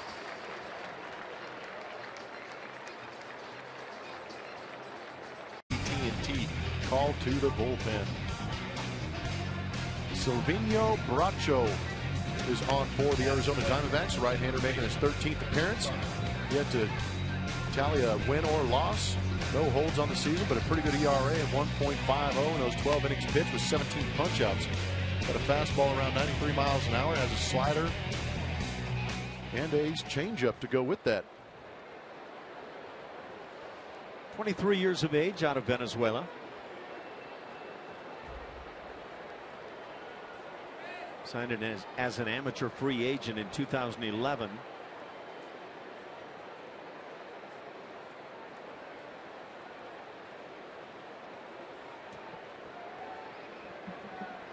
Rookie status intact. 13th game in the big leagues, as Blummer was saying. Carter swinging it well, hits one deep down the right field side, and a long run for Brito, can't quite get there. Chris Carter doubled in the second, doubled in the fourth inning, and twice has been thrown out on the bases.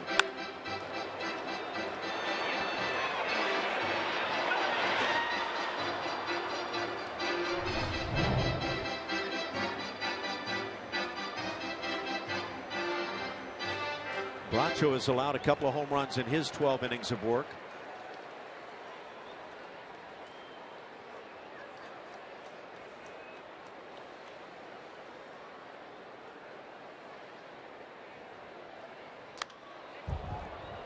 0-2 on Chris. Carter now has that batting average right at 200.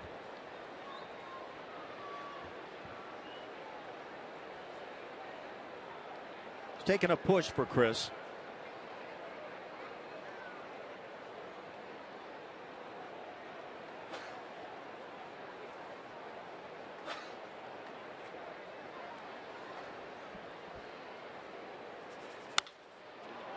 Pops it up on the right side.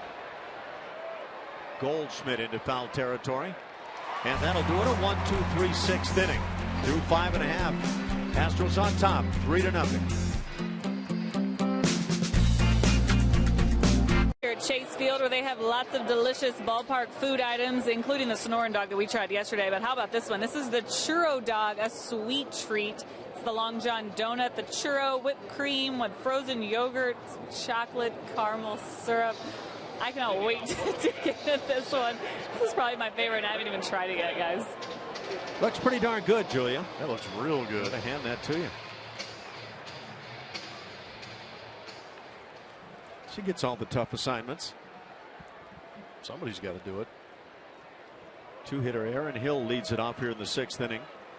Followed by A.J. Pollock and then Paul Goldschmidt, a big part of the order to get through. Colin falls behind with that slow curveball. Aaron Hill, a 2-time Silver Slugger Award winner. Once with the Toronto Blue Jays, that in 2009, and also with these Diamondbacks a few years back. Two-hopper to third. Valbuena with the play, and the first out in the 6th. Got some defensive changes now for the Astros as Jake Marisnick comes on to play center field. That pushes Colby Rasmus into left, taking over for Preston Tucker. Kind of an interesting move for me, just because Marisnick will be the hitter leading off. There was a right-handed pitcher last time that inning ended, so you're wondering if Tucker's okay. I guess my first thought was, does that say that maybe AJ went in with a game plan that in the 6th inning he was going to run his best defense out there in a close ball game? I don't know. Hard to tell. Well, I think that might be the primary, but just the way the batting order lined up makes it a little curious for me. Yeah, it does.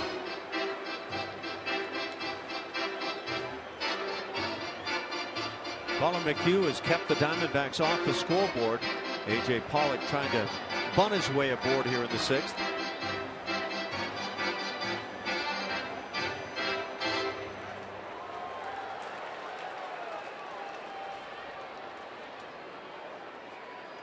Mention again, Max Scherzer with another no-hitter today, is 2nd on the season.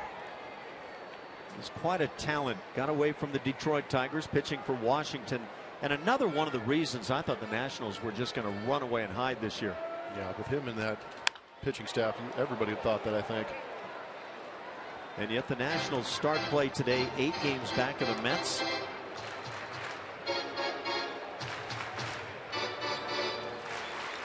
Cardinals they win the National League Central.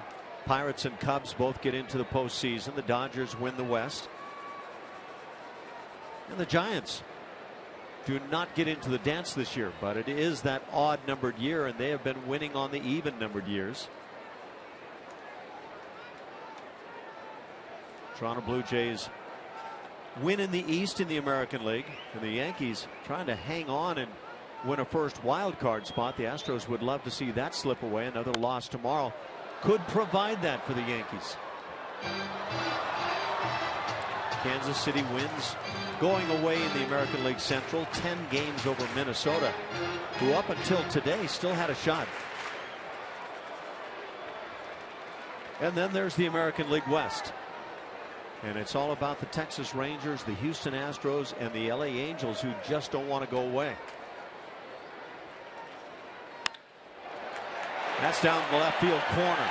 And extra bases for Pollock. He's 1 for 3 as he has a double, standing at second base. Comes with 1 out and brings up Paul Goldschmidt.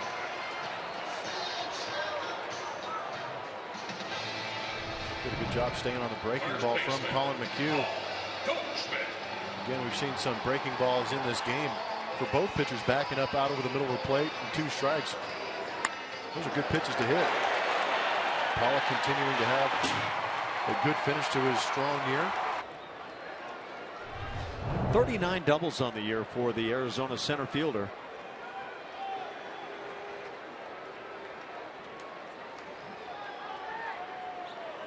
And now a tough spot with Goldschmidt at the plate. He's been walked intentionally in the first inning and then singled in the 4th.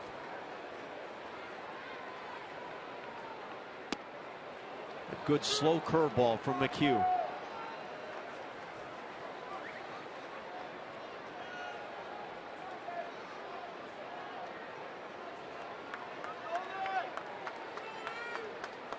Mentioned the Diamondbacks like to run and do it successfully, and the big reason is A.J. Pollock. 38 stolen bases this year as he edges from second. 38 bags and caught just 7 times.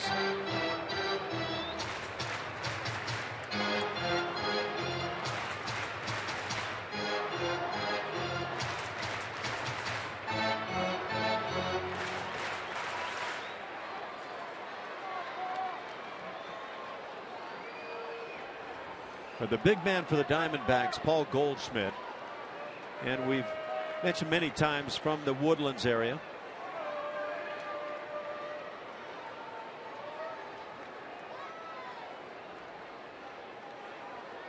"31 home runs for Goldschmidt."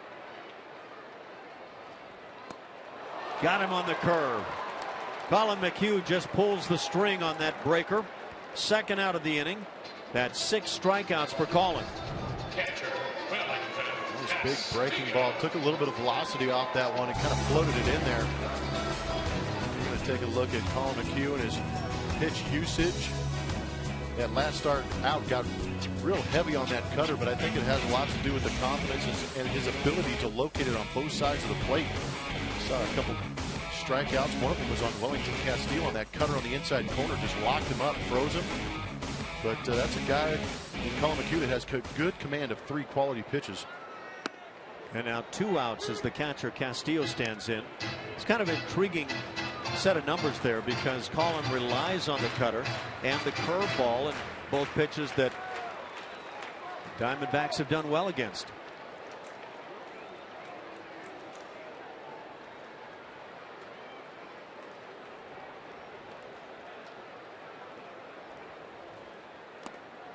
Goes right back to the Yacker.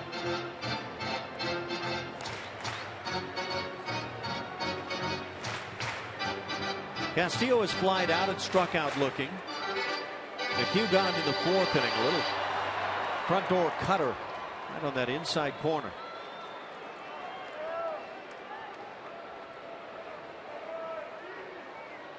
The Astros trying to drop 2 consecutive losses on the D-backs. Team who was playing well. They had won 4 straight coming into this series.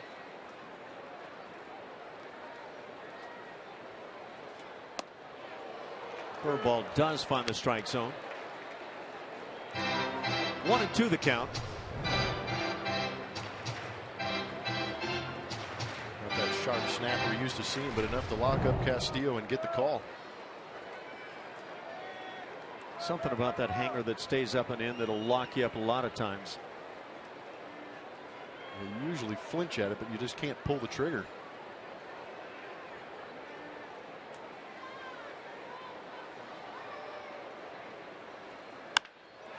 Rammed into center field. That's a base hit. And that's going to bring home the first Arizona run of the night as Pollock comes in. So 2 hits in the inning and the Diamondbacks on the board. It's now 3-1 Houston. And Jake Lamb comes to the plate.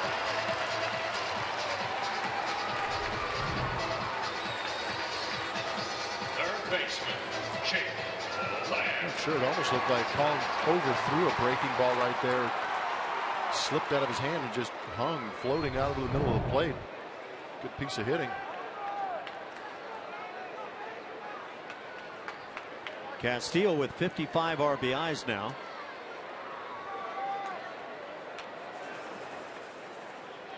Well, it's a 2-run game here in the 6th inning. Jake Lamb 0 for 2. Lined out to right, hit it sharply in the 4th inning.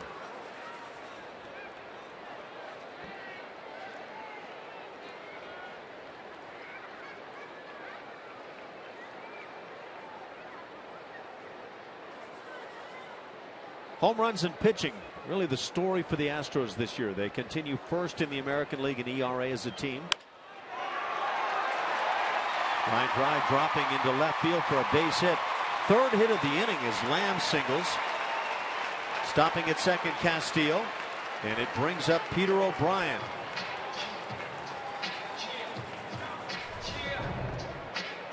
Again, see the location. Castro setting up. He wanted that ball away. Ball comes in. Ball wasn't hit hard by any means, but just good job of fighting it off by Lamb. Brent Strom now comes out to the mound. The Astros pen is quiet. Only 78 pitches for Colin here in the 6th with 2 outs. This might just be a little pep talk. Calm him down a little bit. Help him understand that if he can execute his pitches against Peter O'Brien, he should get out of this inning. Peter O'Brien has struck out twice tonight, and he's been susceptible to that off-speed breaking ball.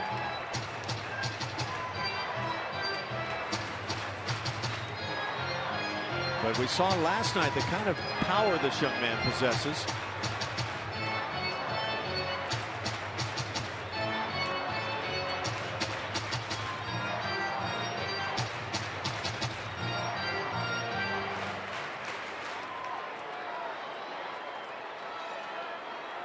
The other thing the Astros have done well as a team this year, their fielding percentage is 3rd best in the league. And that always factors in nicely for the pitching side of the game. McHugh gets in front.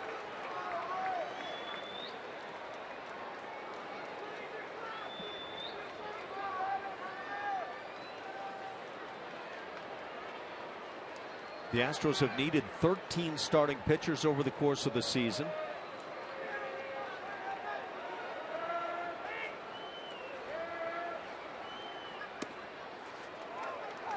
Ball and a strike.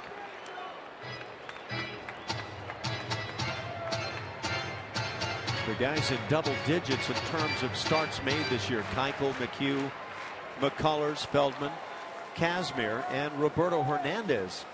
If you've forgotten about him, he appeared in 20 games, 11 as a starter for Houston.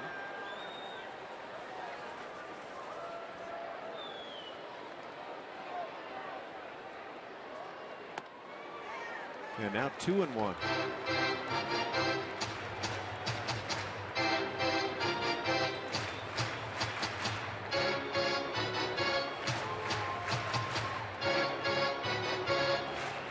Big moment in the ball game. Colin McHugh trying to get through this 6th.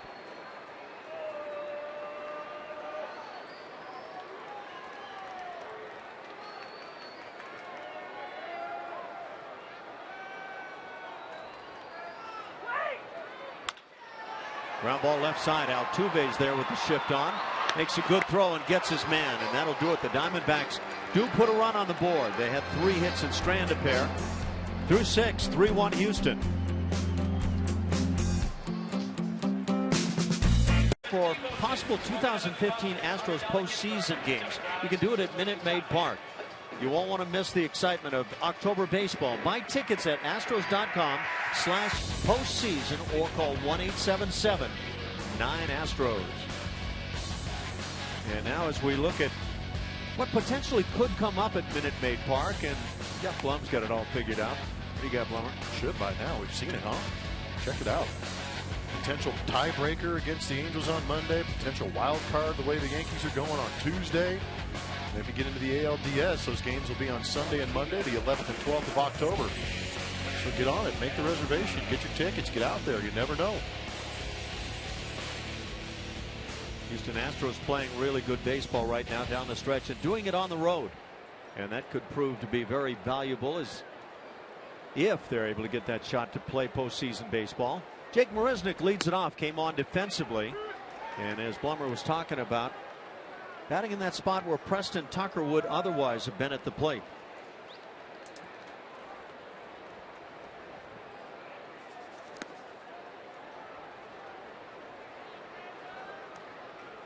Ball and a strike on Jake. One of the guys that would love to slip into that double-digit home run club. Lines one in the left field corner. That's been a popular spot tonight. Marisnick sprints around first into second. Leadoff double. And how the Astros could use a little insurance here in the seventh. It's their third leadoff double of the game. Catcher, Jason Castro. It's number 15 on the year for Jake. Yeah, those balls we're seeing ripped into that left field corner, and there have been quite a few just hanging breaking balls out over the plate. Hitters are quick enough to get around them. And we check in with Julia.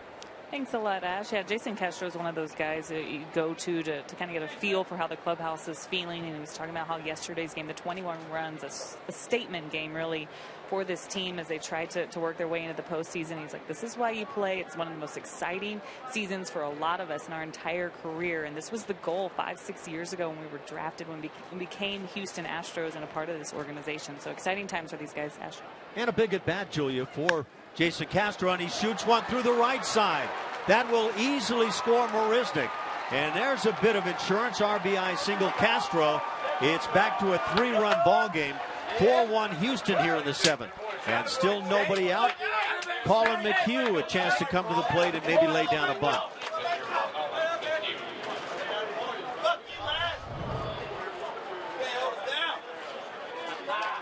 A lot of chatter going on in that dugout, but a great piece of hitting from Jason Castro. And if you think he doesn't realize the importance of these ball games right now, you think back to what he's done over the last tenure he has had, or the last couple of years he's had with the Houston Astros. He has lost quite a few ball games, battling his way through, being the catcher for the Houston Astros. That's a guy that wants to be in the postseason. He's earned the right to be in the postseason. And as we guessed, McHugh trying to bunt, fouls it off. This isn't exactly how you're going to teach it in spring training, but it's a start.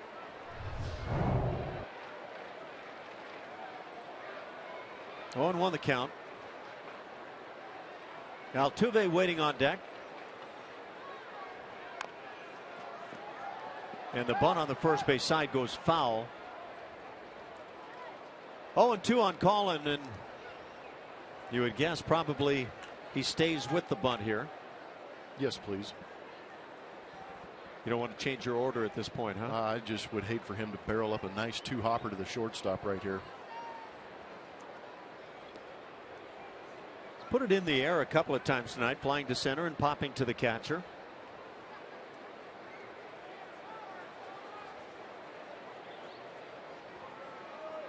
But a sacrifice bunt would play very nicely.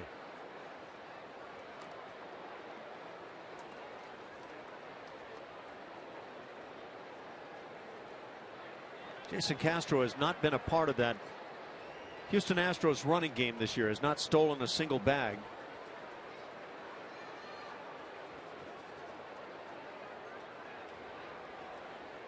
He's on Delgado's radar for some reason.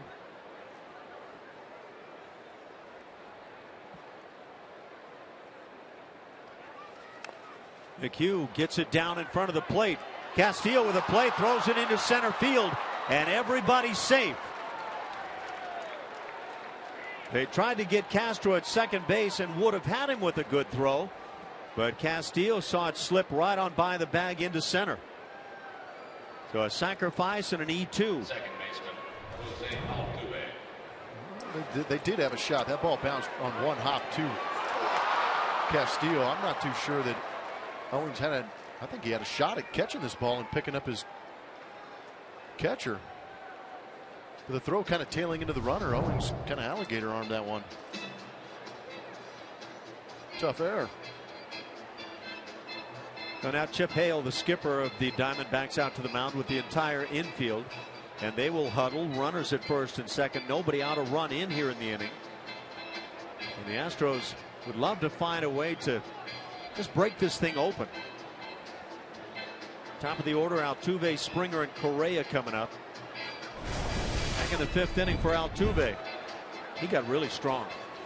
Got himself a hanging fastball and he pummeled it. 15th on the season. No doubter. And he just did it for that special Conger bot dance. There's incentive everywhere when you hit bombs. Sure, there's more to be had in that Astros dugout. 2 home runs on the night for the club. 229 on the season.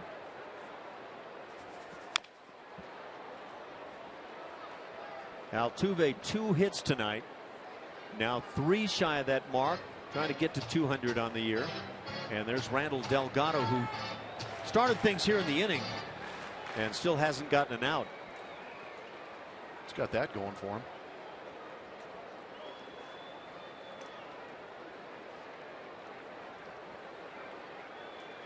He's been a workhorse in that bullpen. Altuve kills me, man. He hit his 15th home run. And then when we've seen 2 of the ugly swings maybe we've seen all season from Altuve. It's kind of part of his game, isn't it?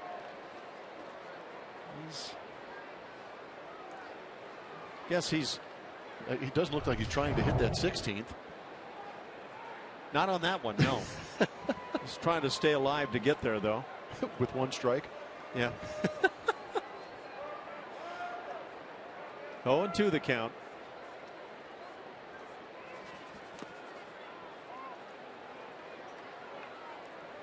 What do you think of that power game that he's developed this year? Well, he won the batting title last year. Why not go out there and prove he can hit some bombs too? Still got the batting average at 312. He's got an OPS right about at 800 right now. It's a good number. Yeah.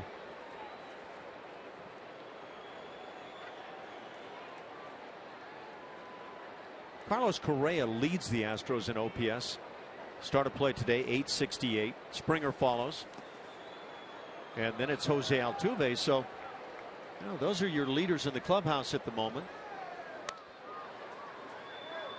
Even Colby Rasmus, with his now 24 home runs, is shy of that mark.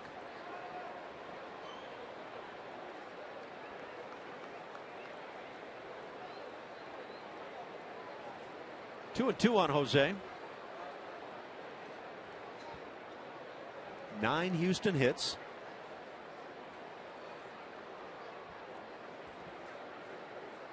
Trying to win number 86.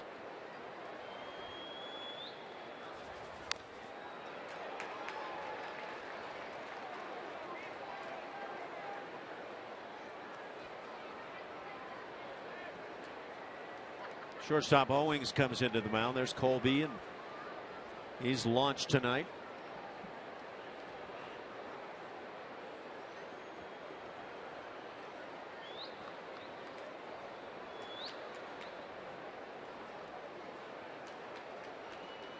And really an ideal night for a ball game here in Phoenix.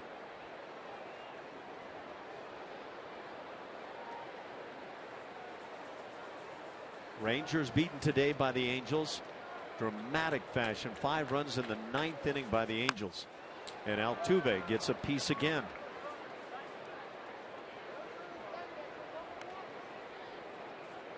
Is he hurting with that ball he fouled off the ankle earlier?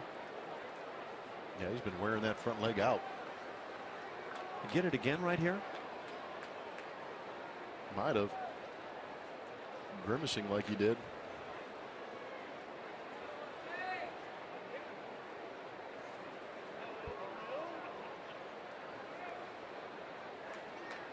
Leadoff double by Jake Marisnick got this inning started. Altuve, it's a ground ball to third. They'll try to get the double play and do. And Altuve barely able to move it on down that first base line. So he's hurt.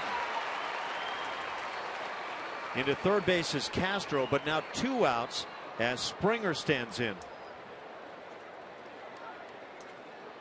Right fielder, George Springer. Those foul balls going off that leg are not making Altuve happy at all. Second double play turned by the Diamondbacks tonight. First on a ground ball.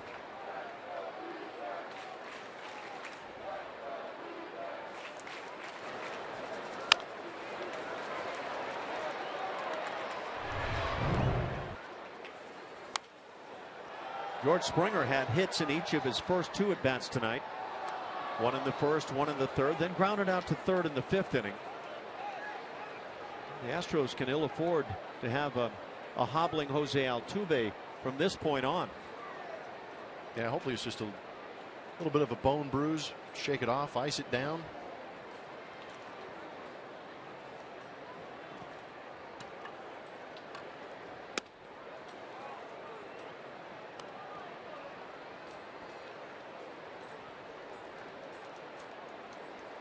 George Springer continuing that string of multi-hit games now, 5 in a row.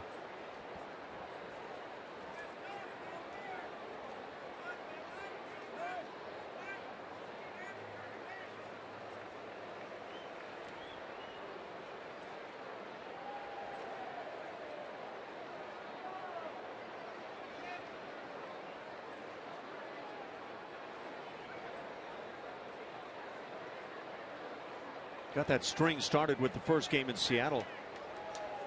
Had 7 hits in that Seattle series. 2 more hits last night. Scored 4 runs for the Stros. There's a lot of Astro hitters that are comfortable in that Safeco field. That's something. It's pretty impressive.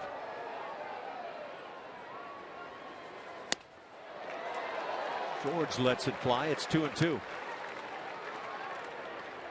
That was a big 2 out of 3 for the Astros to take. Go out on the road. Everybody talking about how poorly the team has played on the road.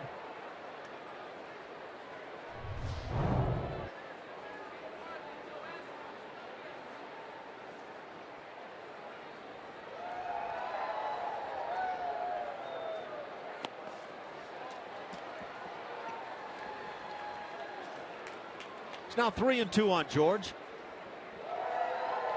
Castro down at third base.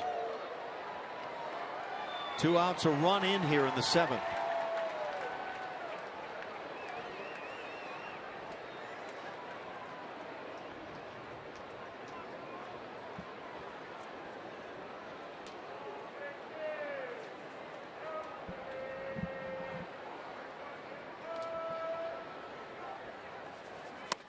And ball 4, so Springer reaches for a 3rd time tonight.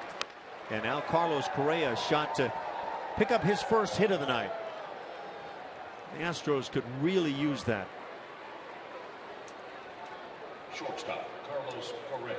By the way, congratulations to Will Harris and his wife Caroline. Had their 2nd child, first son, Jack Benton,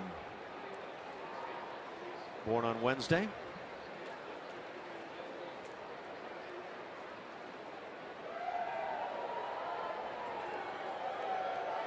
Good for the Harris family.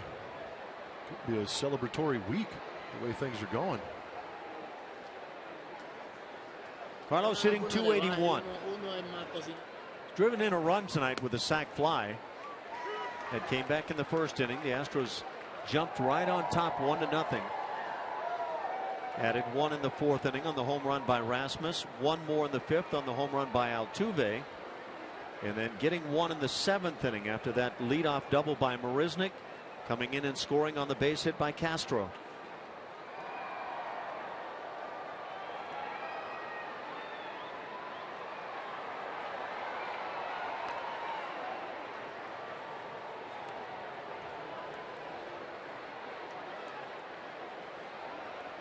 Springer does have 15 stolen bases.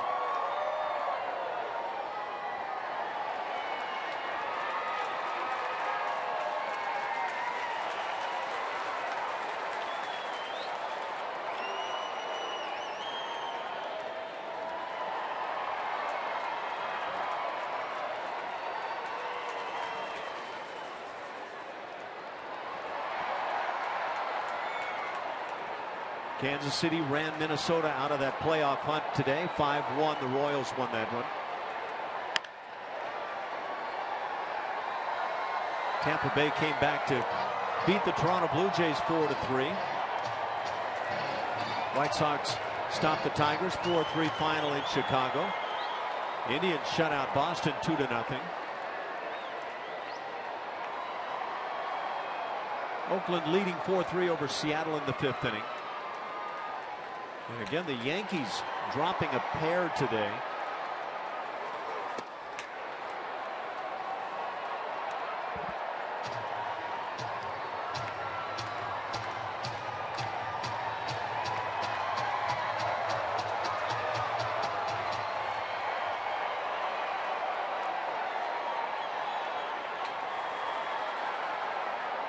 One and two, and this big crowd in Arizona having a good time.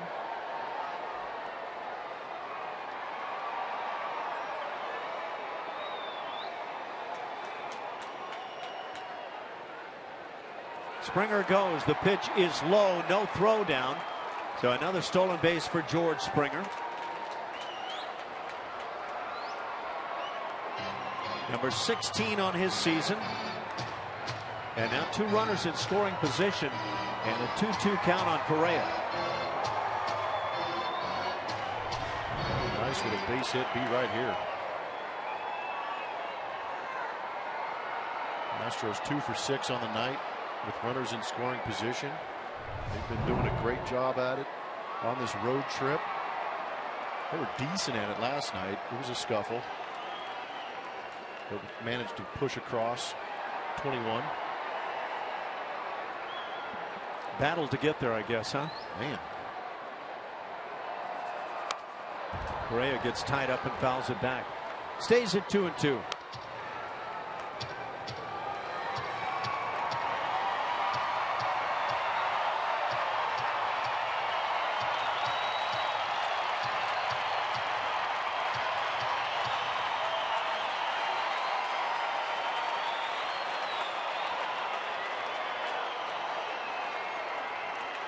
Cincinnati Reds won 3-1 over the Pirates. And now a 3-2 count. Colby Rasmus is on deck.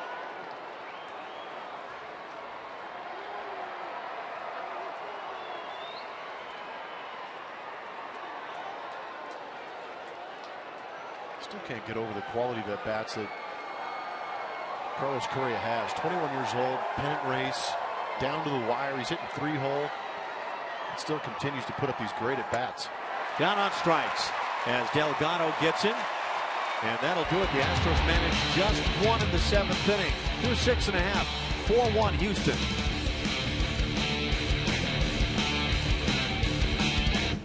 Jose Lima in that 97 through 2001 span where they won 4 times. Bill Garner skippered the ball club into their first playoff series win in franchise history in 04 and then again in 05.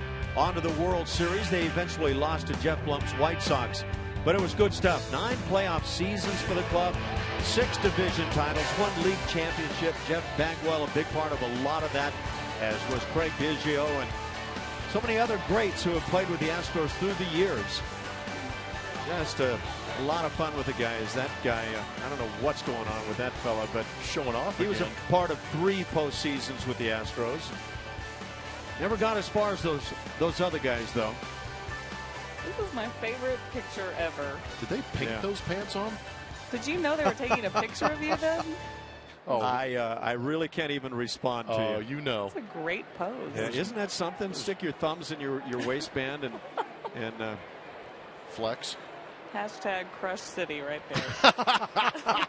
Yeah, there you go. Thanks. Well played. Yeah. You guys just busted me right there. We go to the bottom of the 7th inning, 4-1 Houston. Julia Morales leads by a larger margin tonight. Paul and McHugh working into the 7th, facing the 8, 9, and 1 spots. Ground ball back up the middle. Correa glides to his left, and the first out here in the inning.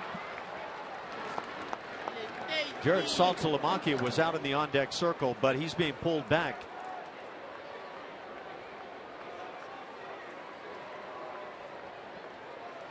And so the Diamondbacks will bring on Drury, Brandon Drury, who played in last night's game.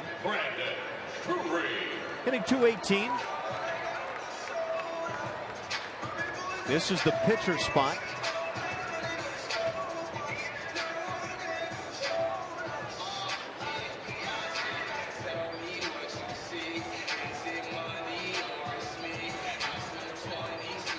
And Brent Strom comes out to the mound.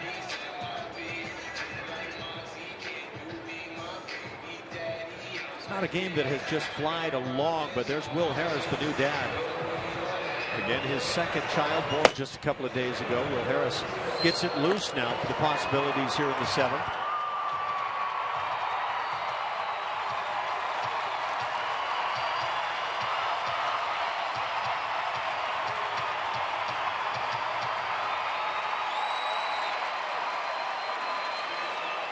Brandon Drury, the pinch hitter, hitting .218. A couple of home runs on his season. Just his 20th game, so pretty good numbers.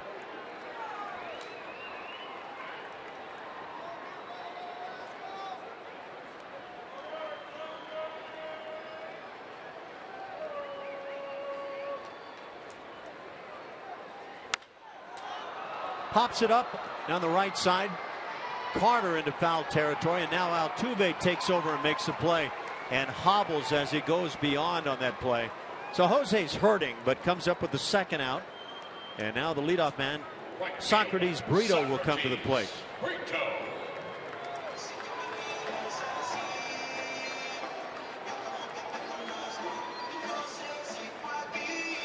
It's a good play by Jose Altuve, hauling around that ankle weight of a bruise on that left ankle.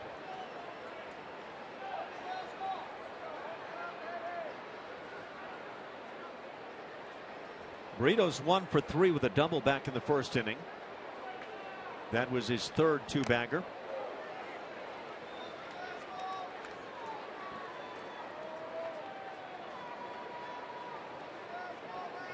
Colin McHugh at 87 pitches. So he's in a really good spot. Has a 1-1 count on the leadoff man for the Diamondbacks.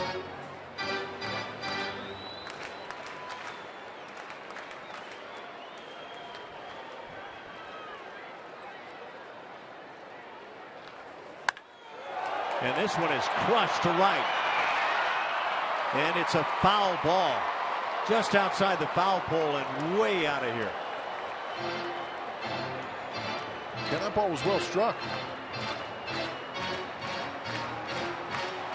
Rearranged a couple of letters in his last name, and it spells orbit because that's where that ball was put. Brito trying to hit his first home run ever in the major leagues. Just his 17th game, and he crushed that one.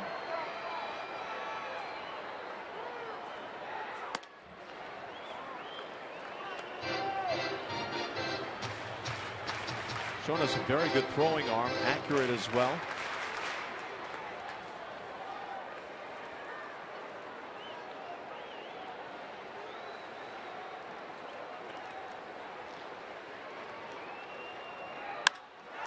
Lines one to center field. Marisnick is there and makes the play. And a 1-2-3 seventh inning for Colin McHugh. It is 4-1 as we look at a little ugly history of the Houston Astros.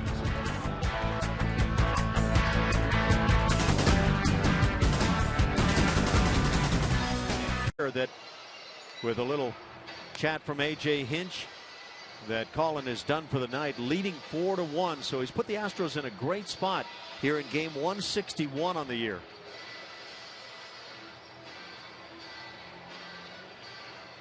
The Diamondbacks go to the bullpen once again, bring on left-hander Matt Reynolds.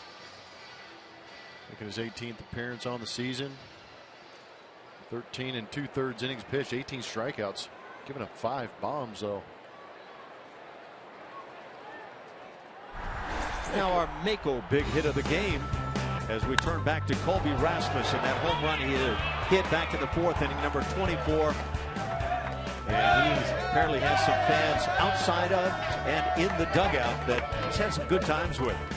He had Hank Conger and company dancing a couple of times tonight.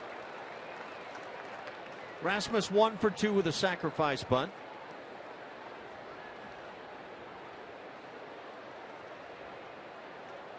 Hank's just loosening up for further party time, I think.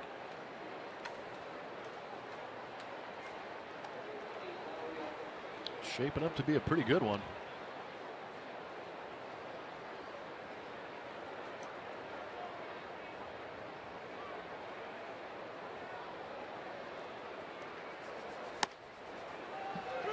One and 2 now on Colby. That batting average for Rasmus at .236. Jed Lowry is now out on deck. And Lowry unable to make the starting lineup the last couple of nights. This one's hit hard right center field. Back at the wall. Watch it. Number 2 on the night for Colby Rasmus. 25 on the year. And a little more insurance. It's 5-1 Houston. Left on left attack from Colby Rasmus. Second homer on the night.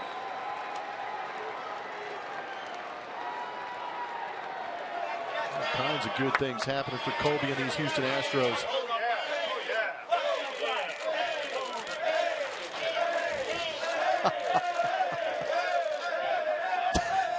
That's beautiful. That's a team that's loose right now. And Colby Rasmus, 25 home runs. Chip Hale comes out to the mound. So the lefty Williams unable to get that left-handed bat he was sent out there to get. Jed Lowry pinch hitting for Luis Valbuena kind of changes things around. And so the Diamondbacks go to the pen once again, but it's 5-1 now. Astros on top. 7,687. The Houston Astros and the Arizona Diamondbacks. Though, a couple of slices of Colby Jack cheese on that sub you're working with right here. You need a sub to go get this baseball. Ends up in the pool out there in right center field. Splash down.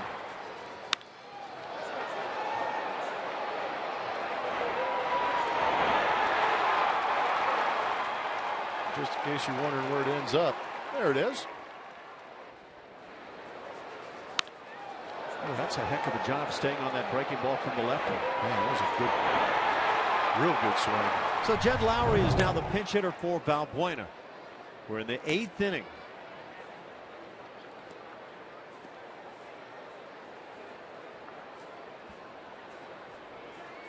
Diamondbacks bring in David Hernandez, their 6th pitcher of the night.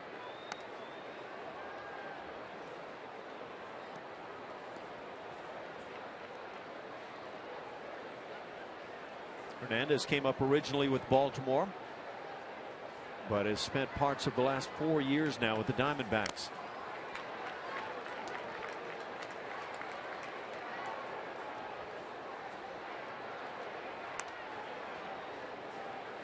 Luis Valbuena went 0 for 3 on his night.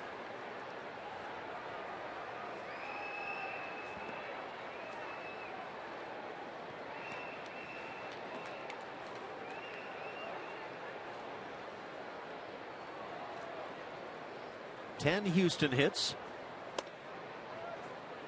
3 home runs, 230 on the year now for the Astros, and that ties the Toronto Blue Jays for the most long balls on the year.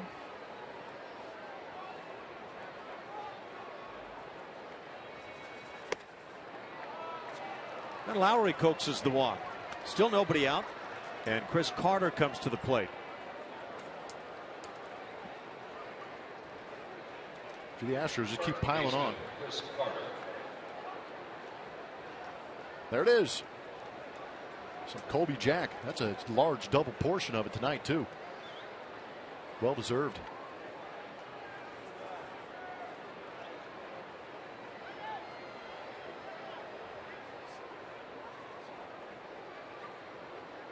Chris Carter's 2 for 3, had doubles in his first 2 at bats.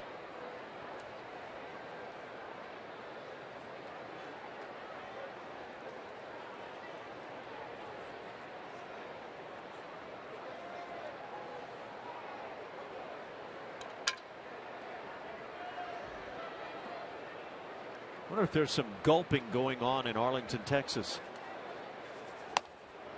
Either that or that's the sound of the ice machine clunking around, because there's some sore arms in that Rangers bullpen. I counted it earlier today. I believe each team, the Angels and Rangers, used 9 pitchers today. Well, I think I saw something too that said Dyson and Tollison had pitched in 5 or 6 games in a row. I believe 5 in a row is what I think I heard from Tollison.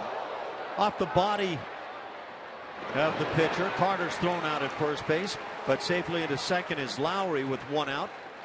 And Jake Marisnick comes to the plate.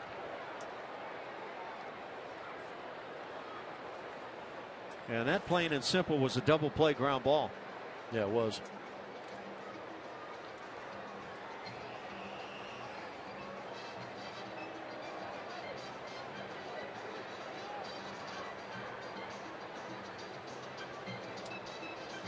Well, the Diamondbacks discuss things. Well, the follow through, David Hernandez is a guy who throws hard, but you can see he's not squared up to home plate. So it made it kind of tough to reach back across his body to catch that ground ball. Wasn't hit that hard. By the way, we mentioned Chris Carter at the 200 mark tonight. On August 26th, he was hitting 179. That's incredible. Pretty good little charge there down the wire.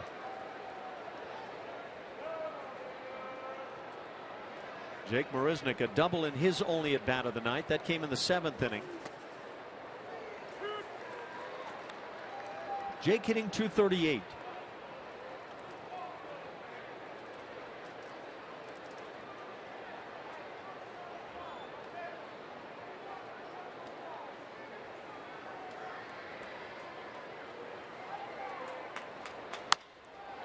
Lines it foul to the seats. Washington Nationals won a doubleheader over the Mets today, and a no-hitter in that second one by Max Scherzer.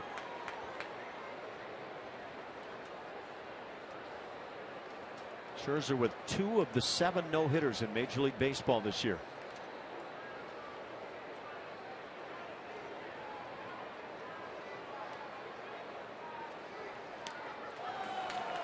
Pitch gets on by to the backstop, and everybody's going to be safe. So Marisnick strikes out, but reaches on, however they rule it.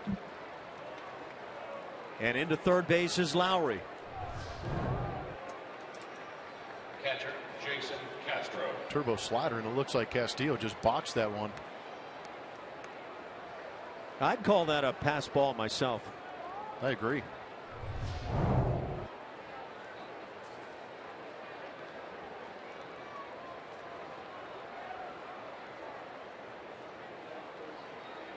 And now Jason Castro at the plate. And we see Evan Gattis with a bat waiting on deck. That's Colin McHugh's spot in the order. Of course, Colin, it's already been determined in the dugout that he's done with his night. So Evan looking to get one opportunity to swing it here.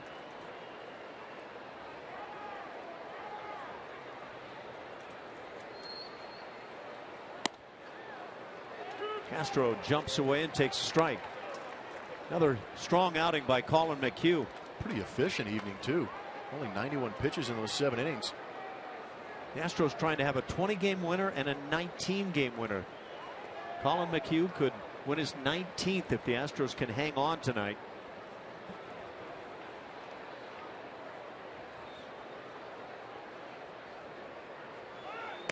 Running from first is Marisnick. He's got a stolen base, uncontested.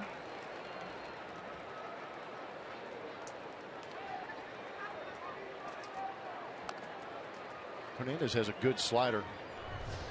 Jake Marisnick picking a good pitch to run on. Castro can't hold up. That's 23 stolen bases for Jake. It's not a bad figure at all. The quiet 23. Altuve leads the club with 38, and then Marisnick is next.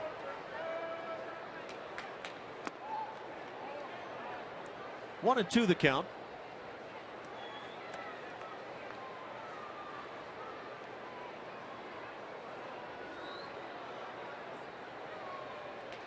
I was playing here in Arizona when Hernandez broke into the scene and What an electric arm. He'd come out throwing 96 to 98 miles an hour and just save that slider for that 2-strike count to just overpower guys. But he was a lot of fun to watch. Gets the strikeout on Castro. He's caught looking on that inside edge. That's the second out of the inning. And now Evan Gattis will be the pinch hitter. It's a perfectly located heater. Pinch hitting for Colin McHugh. Number 11, Evan Gattis. See where it is on our strike zone. Comes back and catches a big part of that inside corner. Big guy Mike Harkey out to the mound once again. Quick scouting report on Evan Gattis for David Hernandez.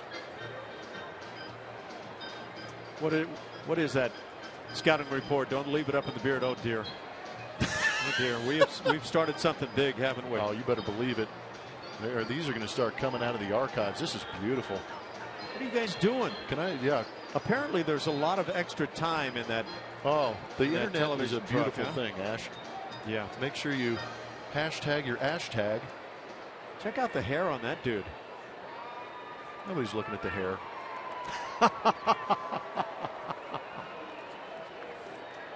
I don't get it.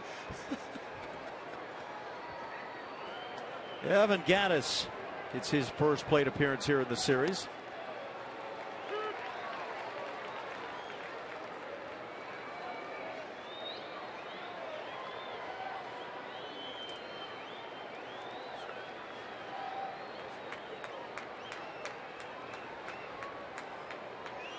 Oh, and 1 the count on Evan.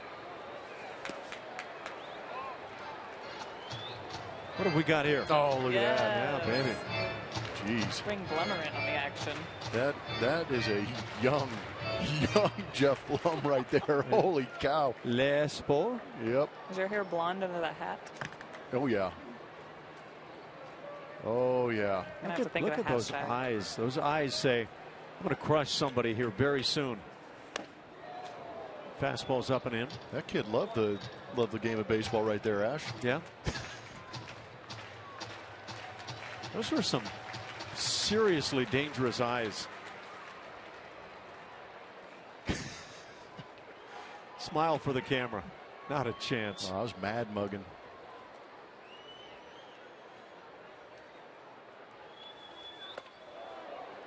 Take your base. Evan Gattis hit by the pitch.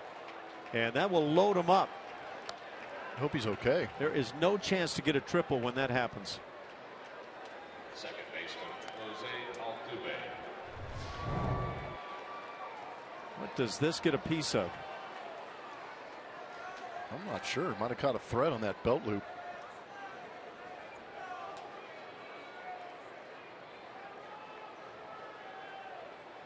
It's a big man getting thin real quick.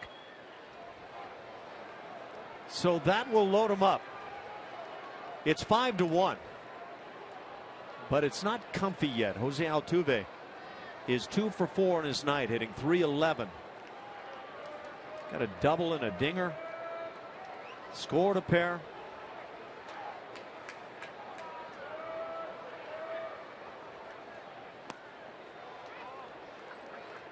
Looking for hit number 198.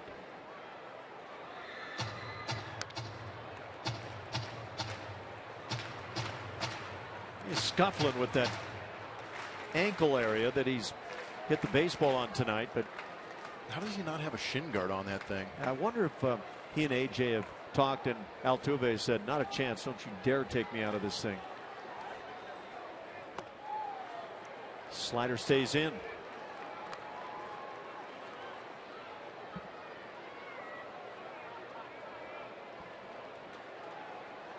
Marisnick at second, Gattis at first, and the lead runner Jed Lowry. I think Twitter is breaking with pictures of Ashby. Uh-oh. Altuve has a very good swing as he fouls it back. That's not a good thing at all.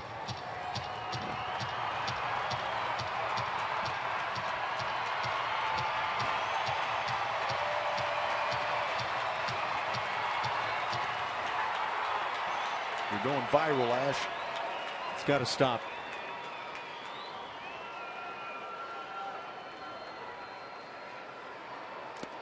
Fastball up and in, and that gets a piece of Altuve.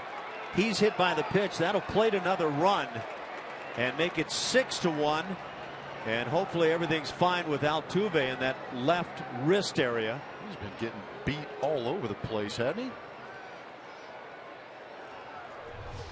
Kind of a tough way to pick up insurance. Oh, man. Pitching that left hand. Might have caught the umpire on that one a little bit, too. Right in the chest. It got home plate umpire Jeff Nelson. Nobody safe. 2 big runs in here in the inning. And Altuve being attended to down at first base. Chip Hale has come out and chatted briefly with the home plate umpire. Well, on the replays that we've been seeing, it looks like it could have gotten the knob of the bat. Pretty good acting job maybe by Altuve. They're going to go over and check it out on the replay, but to be determined.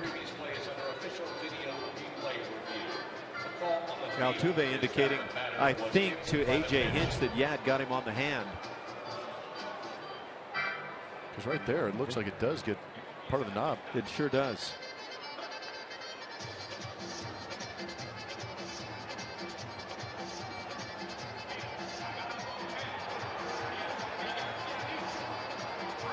He's either hurt right there or looking for an Academy Award. Doesn't look like he's one of those hitters that hangs off his pinky off the knob of the bat. Saw Carlos Lee one year get hit on a similar pitch like that and absolutely destroyed that bottom hand pinky, put him out for the season.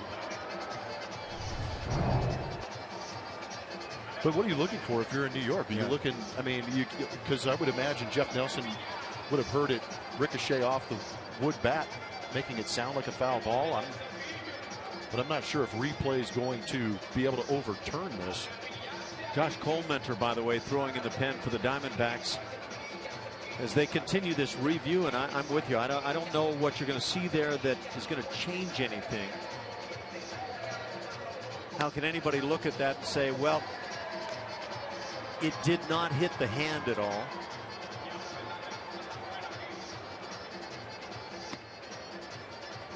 So they continue that review. The Astros 6 runs on 10 hits tonight. They've left 5. The Diamondbacks 1 run on 6 hits and 1 error. They've left 6. Colin McHugh in a position to win his 19th of the year. And most importantly, the Astros trying to win number 86 against 75 losses. And it is a hit batter. So it is 6-1. And Altuve with 2 RBIs on his night, 66 on the season. Oh, yeah. I'm not sure we have enough time left in this broadcast to get all these shots in. Yeah. This has got to stop. Oh, these are great.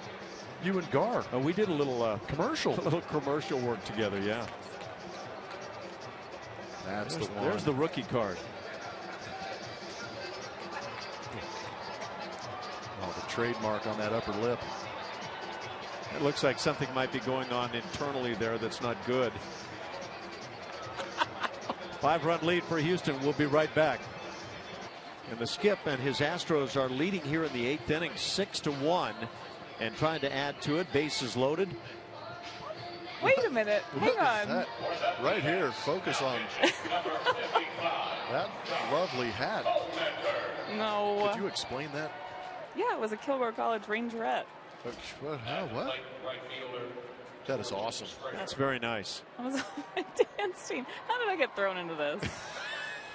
I'd like to know how I got thrown into it, but George Springer has a chance to make something really big happen here now as Josh Colementer comes in. Floats that changeup up and away. Bases juiced. Springer is 2 for 3. Couple of singles. He's grounded out and drawn a walk. Stole his 16th bag of the year.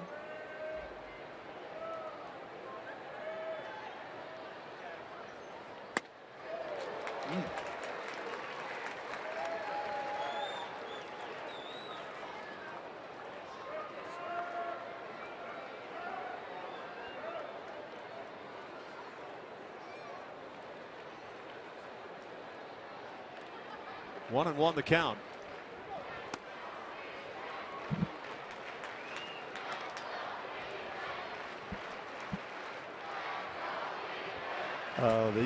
These photos have got to stop. This is yeah, I'm a little distracted right now. I apologize.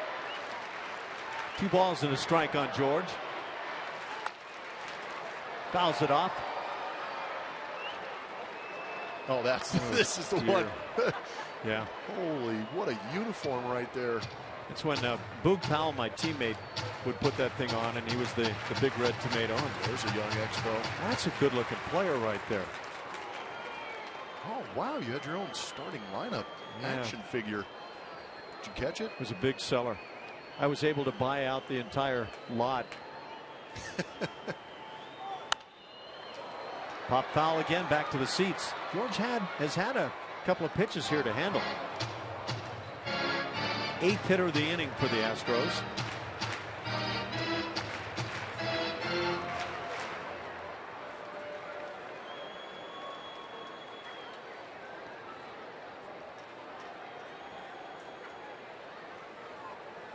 Gaddis at second base. A couple of batters hit. One of those Altuve, who's at first. Altuve at least got an RBI out of it. Springer grounds it foul just outside of the bag. Man, just foul. Brent Strom was former teammate of mine. We've gone to the Padres. How about that? I think that was a fastball up in his own. Yeah.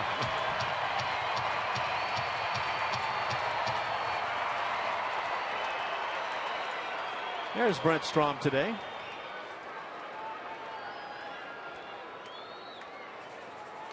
Two and two the count.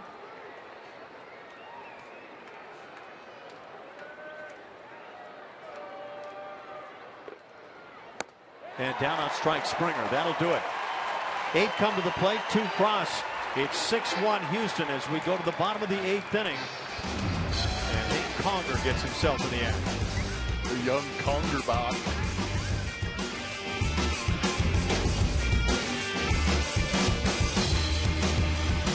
Jed Lowry comes on to play defense at third base, and Colin McHugh really had himself a nice night through 7. Yeah, pretty impressive stuff. You can't say enough. This is a big game and a big situation. And how about the Astros starting this series with a 20-game winner now in Dallas Keuchel yesterday? Colin McHugh backing it up in a must-win situation, showing good fastball cutter, breaking ball combination, but stands to win that 19th win on the season. And you got to love the fact that these pitchers are pitching in big game situations, stepping up to the challenge and doing a great job of holding down what could be a pretty potent offense. You talked about the numbers and how well the D-backs have swung the bat throughout the season, but for the time being, it's Astros pitching. And your numbers on Will Harris. Left-hand hitters have done next to nothing. Right-handers just 200 on the year. So he's been really effective.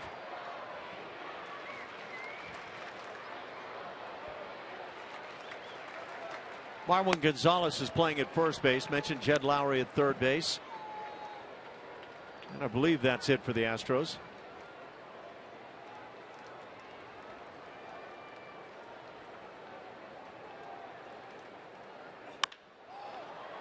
Popped up on the left side. Carlos Correa with the call. Out number 1.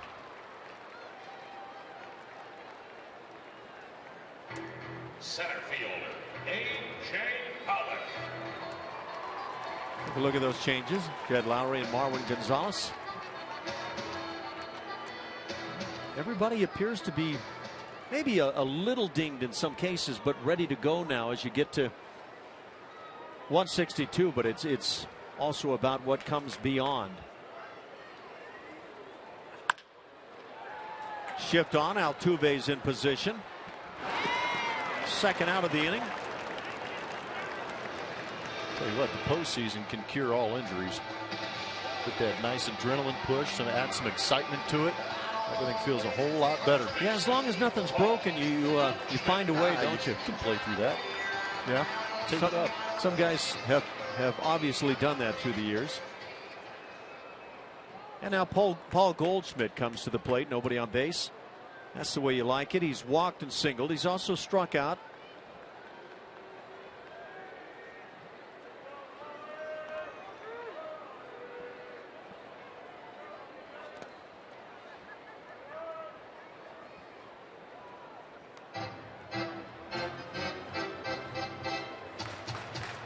1 ball and no strikes.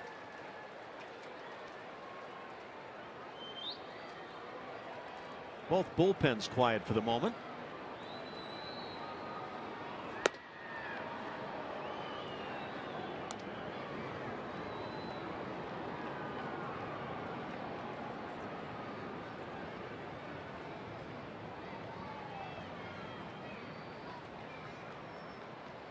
That's the way a ball player is supposed to look. Paul Goldschmidt, big and strong, has a 3-0 count.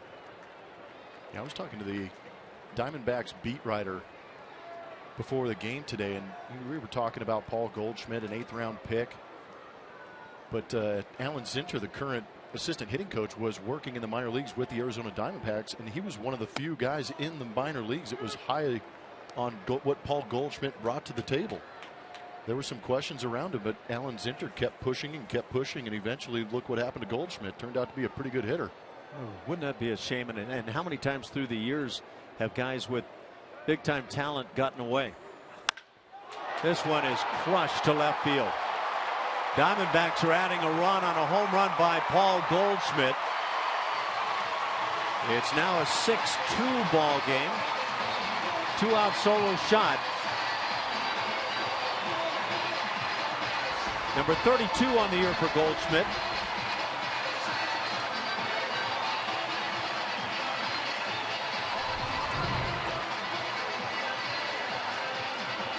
Yep, hanging fastball again. I know that Will Harris has a little bit of cut on that baseball, but this one didn't cut at all. First home run of the night for the Diamondbacks.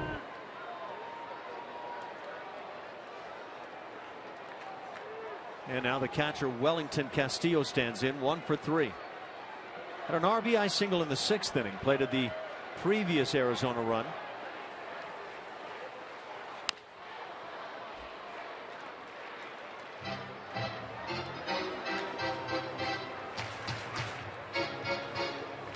That was rather majestic off the bat of Goldschmidt. Yeah, that was a big one.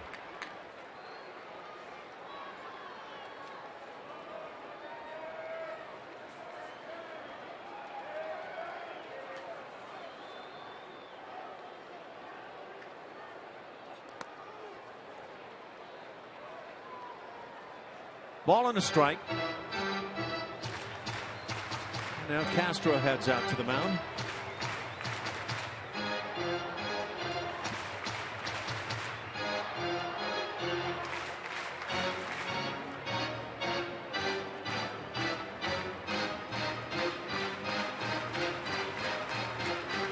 Activity now going in the Astros pen as Chad Qualls starts to get loose.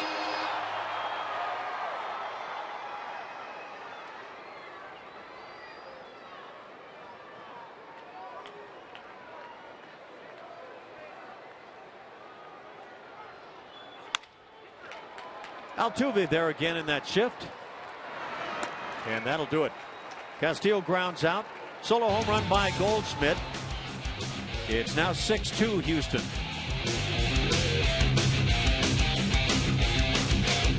Now for the opportunity to purchase tickets to potential 2015 Astros postseason games at Minute Maid Park. You won't want to miss the excitement of October baseball. Sign up at Astros.com/postseason tickets.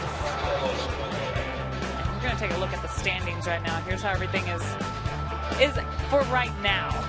But things could obviously change if Astros can wrap this one up, moving within a game behind the Yankees. Yankees losing both of theirs today. Lots of potential scenarios for the Houston Astros. Some games that could even be happening on Monday night at Minute Maid Park. So this is why you need to check out the website. You can purchase tickets for these games or get the opportunity to purchase these tickets by going online there. Lots of things still up in the air, but we're getting a little bit more about those standings once the Astros wrap this one up, guys. We're going to come closer to knowing by the end of tomorrow's games, Julia, and at that point we can sort it out, maybe, hopefully. Thank you, Julia. To the 9th we go. Carlos Correa leads it off.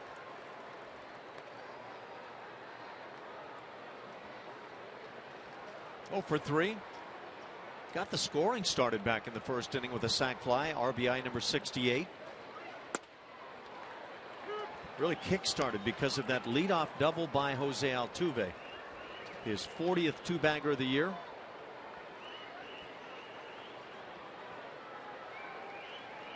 The offense has been good. Colin McHugh, quite good.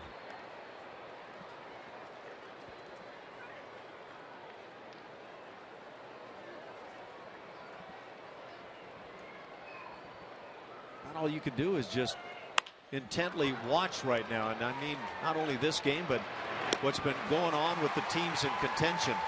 Correa grounds out number 1.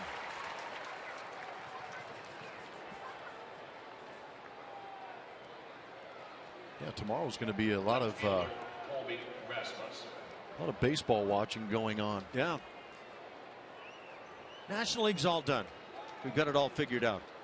It's all about the American League, and primarily the American League West.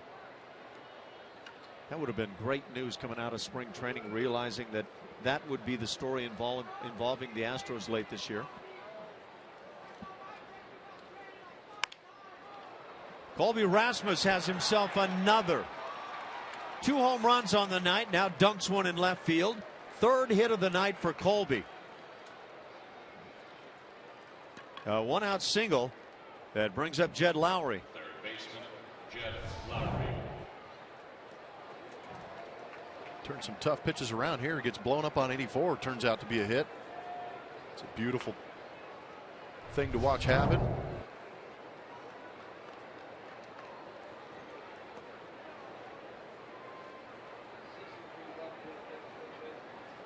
Matt Duffy now has a bat. He's waiting on deck. Jed Lowry drew a walk in his only plate appearance of the night and scored a run in the 8th inning. Came on as a pinch hitter for Luis Valbuena.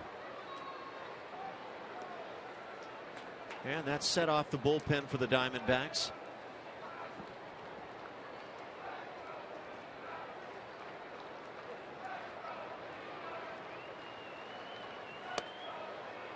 Two 2-0 the count.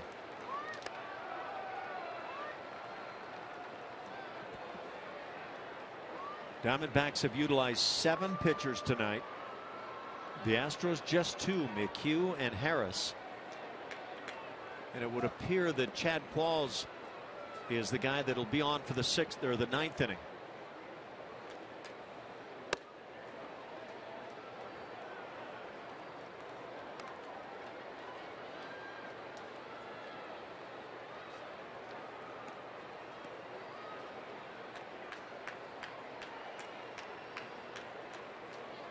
Lowry hitting .225, has 9 home runs. One of those just enormous. In fact, more than one, but that game winner in Anaheim, the miracle game against the Angels. The Astros wouldn't be in this spot quite exactly anyway, the way they are without that swing. Beat the Twins with a grand slam.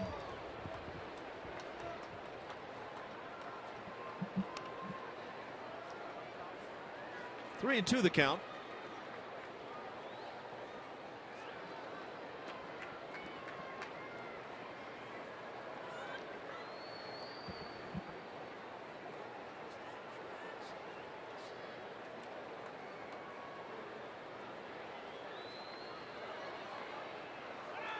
Rasmus on the move. Ball 4 is delivered, and that'll put runners at first and second. So Lowry comes on and draws a couple of walks on the night. And now Matt Duffy pinch hits for Chris Carter. Number 63, Matt Duffy.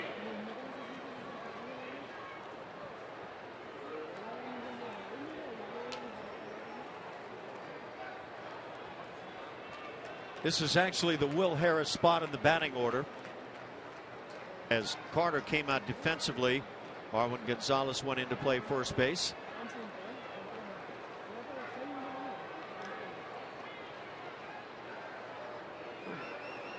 And Duffy gets a chance to swing it.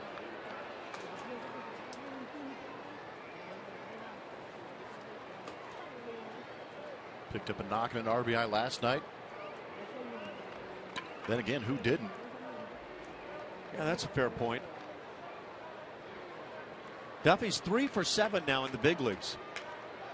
Easy game. Has a double. He's driven in 3. He's drawn a walk. Hitting .429. Maybe you just need the name Matt Duffy to be successful in the major leagues. Got to dress like Matt Duffy of the Giants the other day. And now the count at 0-2.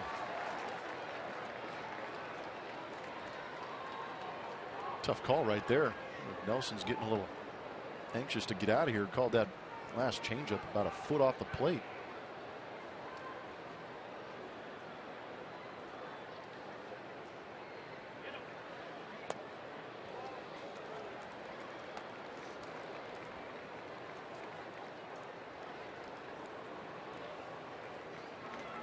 We do not have listed who is starting on the mound for the Astros tomorrow. Whoever it is, they're facing Robbie Ray, left-hander of the Diamondbacks. It's too bad Ricky Bobby can't pitch for the Astros. Robbie Ray, Ricky Bobby matchup, that'd be a good one.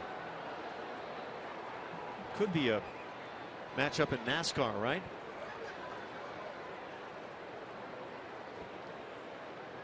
It would be. Matt Duffy staying alive, a 1-2 count. 6-2 Houston here in the 9th inning. 3 home runs for the Astros, 2 of those for Colby Rasmus, 1 Jose Altuve, and Duffy's down on strikes.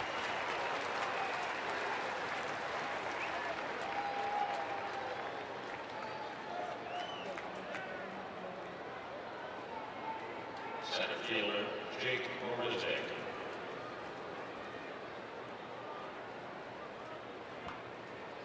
Going to bring up Jake Marisnick.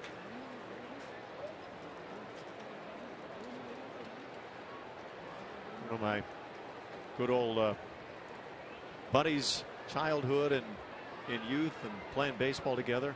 Gets back with me, and he wants me to know that I'm still a mullion despite all the stuff that's come on. It's good to have those friends, isn't it? Thanks, Tim. I just want to let you know, big thanks. Yeah. Just when you're feeling good about yourself. I wasn't, by the way. Come on.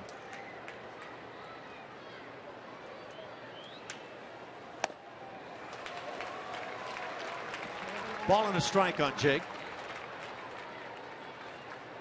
Marisnick came in the 7th inning and doubled and scored a run. Then reached as he struck out, and a pass ball was charged in the 8th inning. Stole a base, his 23rd of the year. Fly ball into shallow right field. Brito makes the play, and that'll do it. The Astros go down in the 9th inning. To the bottom of the 9th we go. 6-2. Astros lead.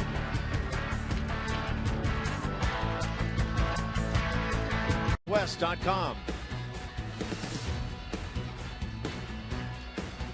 Back at Chase Field in Phoenix, Arizona, the Astros lead at 6-2 over the Diamondbacks.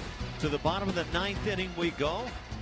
And it is Luke Gregerson who comes on to work this 9th inning for Houston, trying to put this one away and give the Astros their 86th win of the year, and a very big one.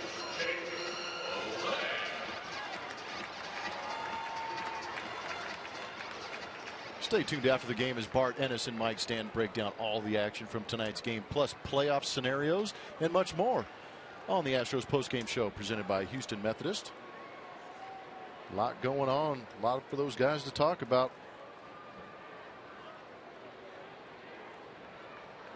Not a save situation for Gregerson, but I guess when you get to this point, you just lock down the best you can, everyone you can.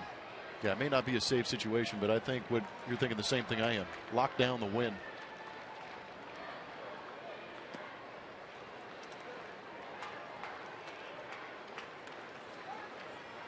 Jake Lamb leads it off, 6-hitter, followed by Peter O'Brien and Chris Owings.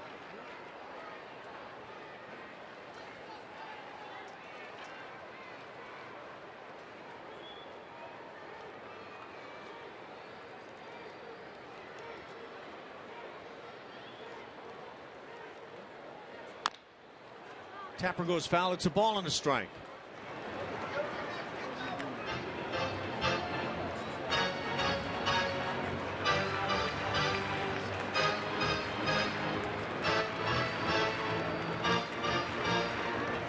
a base hit in the 6th inning. 1 for 3 on his night.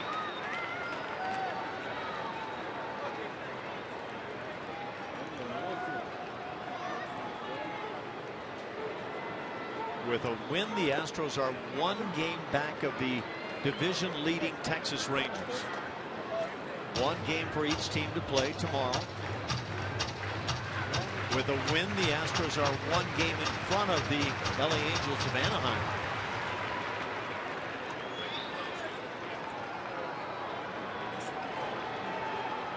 And then there's that Yankee factor, but that's, I don't know about for you, that's kind of next tier stuff. Yeah. 2 hopper to first. Marwin takes it to the bag, out number 1. And we check in with Julia. Thanks a lot, Ash. I have the Geico quote of the day. The skipper, A.J. Hinch, who's been asked a lot about the situation that this team is in. He said, we know nothing bad can happen if we continue to win. Very simply put, and that's the message he's been telling the guys. You can hear the guys try to tell the media that same message, not waiting around for anything else, for anybody else to help them out. They just want to win. Yeah, he just keeps staying away from putting any more numbers in that loss column. And any way you want to look at it, it's what the Astros are doing. They're trying to make it 3 straight wins, try to make it 4 out of 5 on this road trip.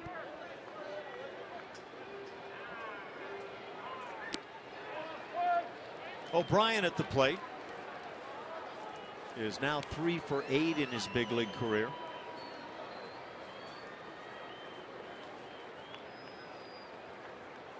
He got a fastball last night and destroyed it. Seeing a lot of off-speed breaking balls tonight.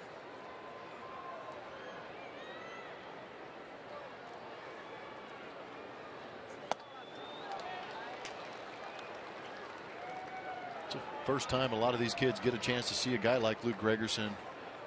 Talked about how he can be a little deceptive with that short arm delivery. Granted, he's only throwing 89 miles an hour, but the way he releases as much movement as he gets on that sinker, he's going to see some funky swings. Another swing and a miss, and down on strikes. So that's 2 outs here in the 9th inning. Gregerson trying to get through it in quick fashion as it brings up Chris Owings. Let me ask you, Blummer, and we've seen it go in all directions, but if you can get into the postseason, do you want to have gotten there on a winning streak? Yes. That's your feeling. Go in hot. Got to go in hot. Especially if you're playing the next day, which could happen. Yeah, I was going to say there's going to be quite a few ball games for the Astros, depending on how things pan out. But they could end up playing on Monday, Tuesday, and then go straight into an American League Division Series right after that. But the way the offensive bats are going for the Houston Astros, I think they are in a good position. Yeah, I think that's the one that seems most apparent. The pitching has been quite consistent, and again, number 1 in the American League. The bats have had their ups and downs, and I think that's a truism for most teams. The thing is, how good are the ups? And right now for the Astros, very good. And confidence is so key going into the playoffs, because all of a sudden everything is put underneath that microscope. And if you're feeling pretty good about yourself, you're not afraid to be under that microscope. If things are going bad, you feel a little overexposed and you start pressing a little bit. Owings 0 for 3 on his night. Takes a strike. It's 1-2. That was filthy.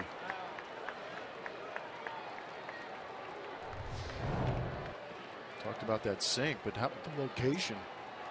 Wow.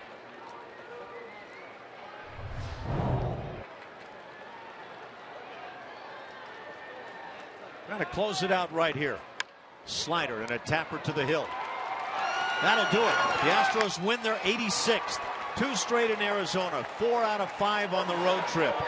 And they are now down to game 162 tomorrow afternoon. And this team, as Blummer's talking about, confident with the bats. And you would have to believe confident overall, as they're just picking up the W's one after another. And one more big one to get tomorrow.